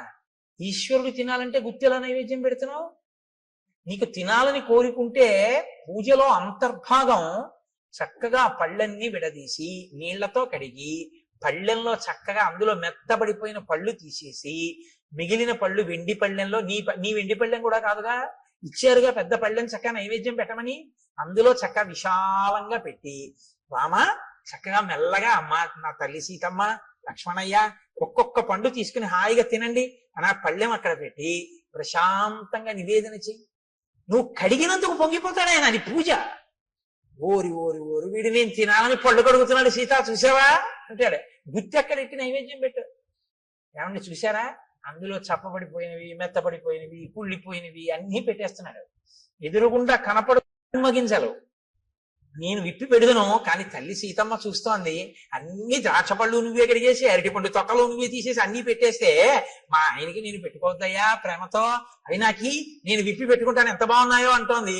అమ్మకి ఇస్తాను, అమ్మ విప్పి పెడుతుంది, ఇదిగో అమ్మ చేతిలో పెడుతున్నాను, ఇవి మీరు గింజలు ఒలుచుకు తినండి, ఇవి మాత్రం అమ్మ గింజలు ఒలిచే వరకు ఇవి తింటుండండి రామా అని మీరు భావన చేసి సంతోషంగా ఓసారి పళ్ళెం అక్కడ పెట్టి ఓ 2-3 నిమిషాలు సంతోషపడిపోయి మీ ఎదురుగుండా సీతారామ లక్ష్మణులు హనుమ ఉన్నారనుకుని అప్పుడు మీరు నైవేద్యం పెట్టి నా స్వామి తింటున్నాడు, ఆయన తింటున్నప్పుడు ఆ పళ్ళరసం కంఠంలోకి దిగుతుంటే సంతోషంగా ఆయన చూస్తున్నాడని మీరు భావన చేస్తే నన్ను నమ్మండి అది ప్రసాదమే, ఆయన తిన్న శేషం ఇది. అసలు ఆ భావన లేకపోతే మిమ్మల్ని నైవేద్యం పెట్టమని పంపించిన ఆయన యొక్క ద్రవ్యం వృధా తప్ప ఉపయోగమే ఉండదు. కాబట్టి నేను రోజూ పంపా సరోవరం నుంచి తెచ్చాను పళ్ళు, తెచ్చి అక్కడ పెట్టాను, రామా మీరు స్వీకరించండి అక్కడ పెట్టింది. అంతేకాని కొరికి చూసింది, కొరికి చూసి పెట్టింది, ఇలాంటి పిచ్చి పిచ్చివన్నీ లేవు. ఆవిడ శుశ్రూష చేసింది గురువులకి, మతంగ మహర్షి. ఆవిడికి తెలుసు ఎక్కడెలా ప్రవర్తించాలో, ఆవిడ శ్రద్ధ ఎక్కడా మీకు అర్థమవుతుందని నేను ఈ మాటలు చెప్పాను. నైవేద్యం పెట్టడం ద్రాక్ష పళ్ళ గుత్తి గురించి ఆవిడ అలా ప్రతిరోజు సేకరించి తీసుకొచ్చి అక్కడ పెట్టింది. ఏమో రాముడు వస్తాడేమో పెట్టుకోవాలి, ఎప్పటి పళ్ళప్పుడు. నేను చైతన్య కుసుమ ప్రియా అమ్మవారు. అందుకే అమ్మవారికి బంగారు తామరలతో బంగారం పూలు చేయించామని అంటారు. బంగారం పూలతో చేయిస్తే మీరు గుర్తుపెట్టుకోండి జాగ్రత్తగా, చాలా మంది చేసేస్తారు కానీ దానికి ఒక కారం ఉంటుంది. రెండో రోజు ఎవరో ఏం చేస్తాడు, ఇలా తీస్తాడు ఆ పూలు, అది గీసుకుని అమ్మవారి పాదానికి ఎర్రగా ఉన్న నా తల్లి పాదం మీద గీత పడి చిన్ని నెత్తుటి చుక్క పైకి చిందిందనుకోండి, మీరు 1,000,000 జన్మలు ఎత్తినా మీ పాపం పోదు. ఎవడు చేయమన్నాడు ఆ పూలు? ఓ గడ్డి పువ్వు తెచ్చి అక్కడ పెట్టు చాలు. అందుకే ఆవిడ చెప్పింది చైతన్య కుసుమ ప్రియా, నేను చైతన్యం ఉన్న పువ్వుల్ని ఇష్టపడతాను అని చెప్పింది ఆవిడ. ఈ బంగారం పూలు వెండి పూలు తెచ్చేమని ఆవిడ చెప్పలేదు, ఎవడో విర్రెక్కిన వాడు మొదలెట్టాడు ఇవన్నీ. కాబట్టి అలాంటి పిచ్చి పనులు అనవసరం. చైతన్య కుసుమాలు ప్రకృతిలో వచ్చాయి, వాటితో చేస్తే చాలు. అందుకే ఏ ఋతు పుష్పములను ఆ ఋతువునందు పూజ చేస్తే ఈశ్వరుడు ప్రీతి చెందుతాడు. అసాధారణమైనవి తెచ్చే ప్రయత్నం చేయకూడదు. అక్కడ నీకు లభ్యమయ్యే వాటితో చేస్తేనే ఈశ్వరుడు సంతోషిస్తాడు. ఇప్పుడు శ్రద్ధ కాబట్టి శబరి వాటినన్నింటినీ అక్కడ పెట్టింది. ఇహతే భావితాత్మానో గురవేమే మహావనే జుహావాంచక్రియే తీర్థం మంత్రవన్ మంత్రపూజితం. నాయన ఇదిగో మా గురువు గారి యొక్క గొప్పతనం ఏమిటో చూపిస్తాను రా, ఆశ్రమం చూపిస్తానని తీసుకెళ్లి గురవోమే మహావనే, మా గురువు గారు ఈ అరణ్యంలోనే తిరిగారు, ఈ ఆశ్రమంలో. ఆయన ఒకానొకప్పుడు తన మంత్రశక్తితో గంగా నదిని ఆవాహన చేశారు. ఇదిగో ఇక్కడ ఆ తీర్థం ఇప్పటికీ ప్రవహిస్తోంది ఆశ్రమంలో, చూడు. ఇయం ప్రత్యక్షస్థలీవేది ఎత్ర తేమే మనస్కృతాః పుష్పోపహారం కుర్వంతి శ్రమదుద్వేషిభిః కరైః. చాలా బడలిపోయినటువంటి నీరసంతో ఉన్న శరీరంతో ఉపవాసములు చేసి ఉన్నటువంటి శరీరం కాబట్టి భగవంతుని యందు ధ్యానంలో ఒళ్ళు మరిచిపోయిన వారు కనుక లేచి పుష్పమాల ఇలా వణికిపోతున్న చేత్తో స్వామికి సమర్పించారు. ఇక్కడే ఆయన అగ్నికార్యం చేశారు. వాళ్ళు వెళ్ళిపోయి చాలా కాలం అయింది. నువ్వు చిత్రకూట పర్వతం మీద ఉన్నప్పుడు వాళ్ళు దివ్య విమానాలు ఎక్కి వెళ్ళిపోయారు. రామ ఇప్పటికీ వేదులు ఎలా ప్రకాశిస్తుంటాయో చూడు, దిశలన్నీ ప్రకాశిస్తాయి ఈ వేదుల వల్ల. వాళ్ళు చేసినటువంటి అగ్నికార్యం ఇప్పటికీ అంత తేజస్సుతో ఉంది. తేషాం తప ప్రభావేన పశ్యాద్యాపి రఘుత్వః జ్యోతయంతి దిశ సర్వాః శ్రియా వేద్యోతుల ప్రభా. అశక్నువద్భిస్తైర్గంతుం ఉపవాస శ్రమాలసైః చింతితేభ్యగతాన్ పశ్య సహితాన్ సప్తసాగరాన్. చింతితేభ్యాగతాన్ పశ్య, ఎంత గొప్ప మాట అండి. ఆయనట అక్కడ కూర్చుని తపస్సు చేసి హోమం చేసి సాయంకాలం సంధ్యావందనం వేళవుతోంది, లేచి వెళ్ళాలి అనుకున్నారట. కానీ అశక్నువద్భిస్తైర్గంతుం, లేచి వెళ్ళడానికి ఓపిక లేదు, ఇంకా నీరసంగా ఉంది శరీరం. ఎలా అనుకుని సప్త సాగరములారా ఇలా రండి స్నానం చేస్తానన్నట. 7 సముద్రాలు వచ్చి ఇక్కడ ప్రవహించాయి. నా గురువు గారు ఇందులో స్నానం చేశారు రామా చూడండి.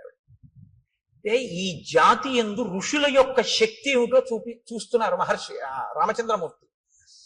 అద్యాపి నామ సుష్యంతి ప్రదేశే రఘునందన.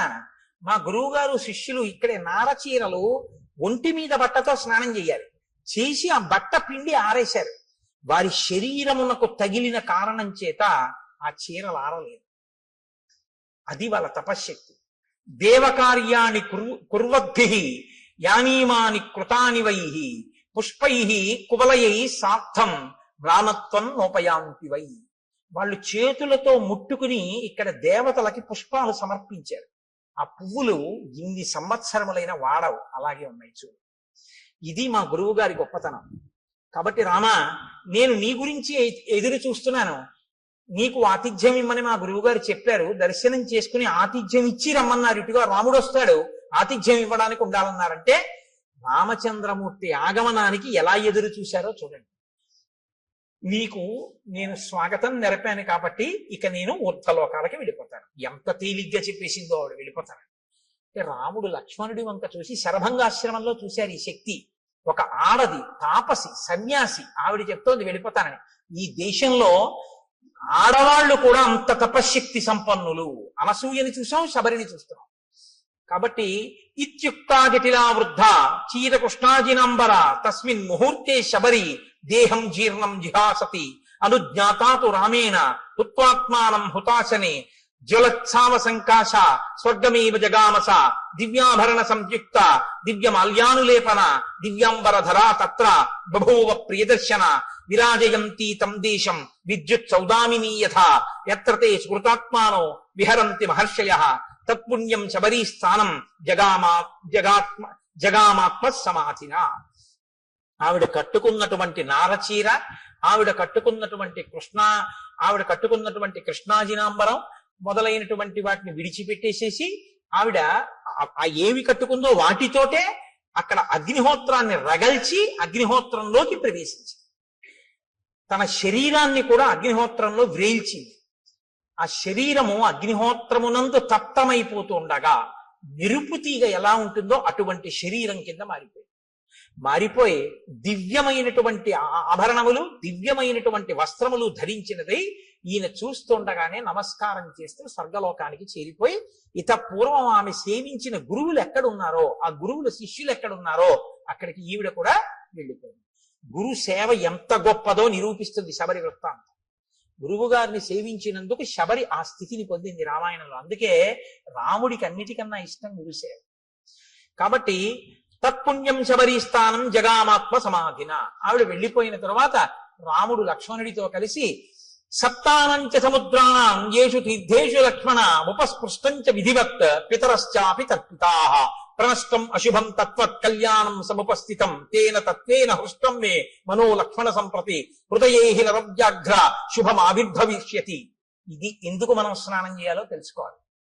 రాముడు వెంటనేట అక్కడ సప్తసాగరములను ఋషులు తీసుకొచ్చారు కదండి, అందులో స్నానం చేసి పితృతర్పణం చేశాక చెయ్యగానే అన్నట్ట, మన దుర్దశ పోయింది లక్ష్మణ, ఇప్పుడు నా మనస్సు ఉల్లాసాన్ని పొందుతోంది, నాకు మంగళములు కనపడుతున్నాయి, నా మనస్సు ప్రసన్నమై ఏదో మంచి జరగబోతోంది అని తెలుస్తోంది. ఇంత గొప్ప తీర్థంలో స్నానం చేయడం వల్ల మన పాపం నశించింది. మీరు చెప్తే ఆశ్చర్యపోతారు. ఒకనకొకప్పుడు ఒక ఆయన చాలా ఇబ్బందుల్లో ఉండేవాడు. ఆయన వెళ్ళి స్నానం చేసే స్థితిలో లేడు. ఎందుకంటే ఆయనకు అప్పటికి ఒక యాక్సిడెంట్ అయ్యి కట్టుకట్టారు. ఆయన చాలా కష్టాల్లో ఉంటే ఒక మహాత్ముడు ఒక ఆయనతో కలిసి నేను వాళ్ళ ఇంటికి వెళ్ళడం జరిగింది.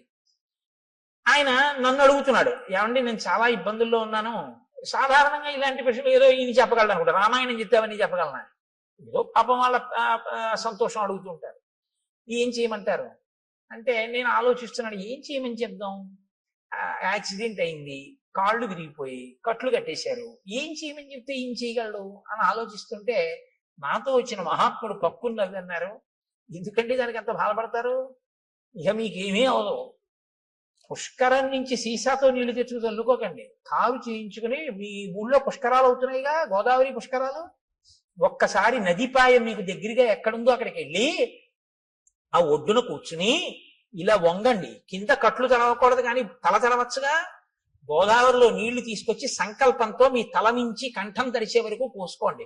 తడి బట్టతో ఒళ్ళు తుడుచుకుని ఇంటికి రండి, మీ దరిద్రం అక్కడతో పోతుంది అన్నాడు. మీరు నమ్ముతారా? నేను యథార్థం చెప్తున్నా, రామాయణం చెప్తూ. ఆయన నిజంగా వెళ్ళి ఆ పుష్కర స్నానం చేశాడు అంతే. ఇవాళ ఆయన ఎంత సంతోషంగా ఉన్నాడో. ఇక మళ్ళీ ఆయన ఏమీ పట్టుకోలేదు. తీర్థస్నానం అంటే ఉత్తినే రాలేదండి, మహాత్ముల యొక్క సంకల్ప శక్తితో వచ్చాయి. ఒక గోదావరి ఉత్తినే రాలేదు, గౌతమ మహర్షి యొక్క తపఫలం.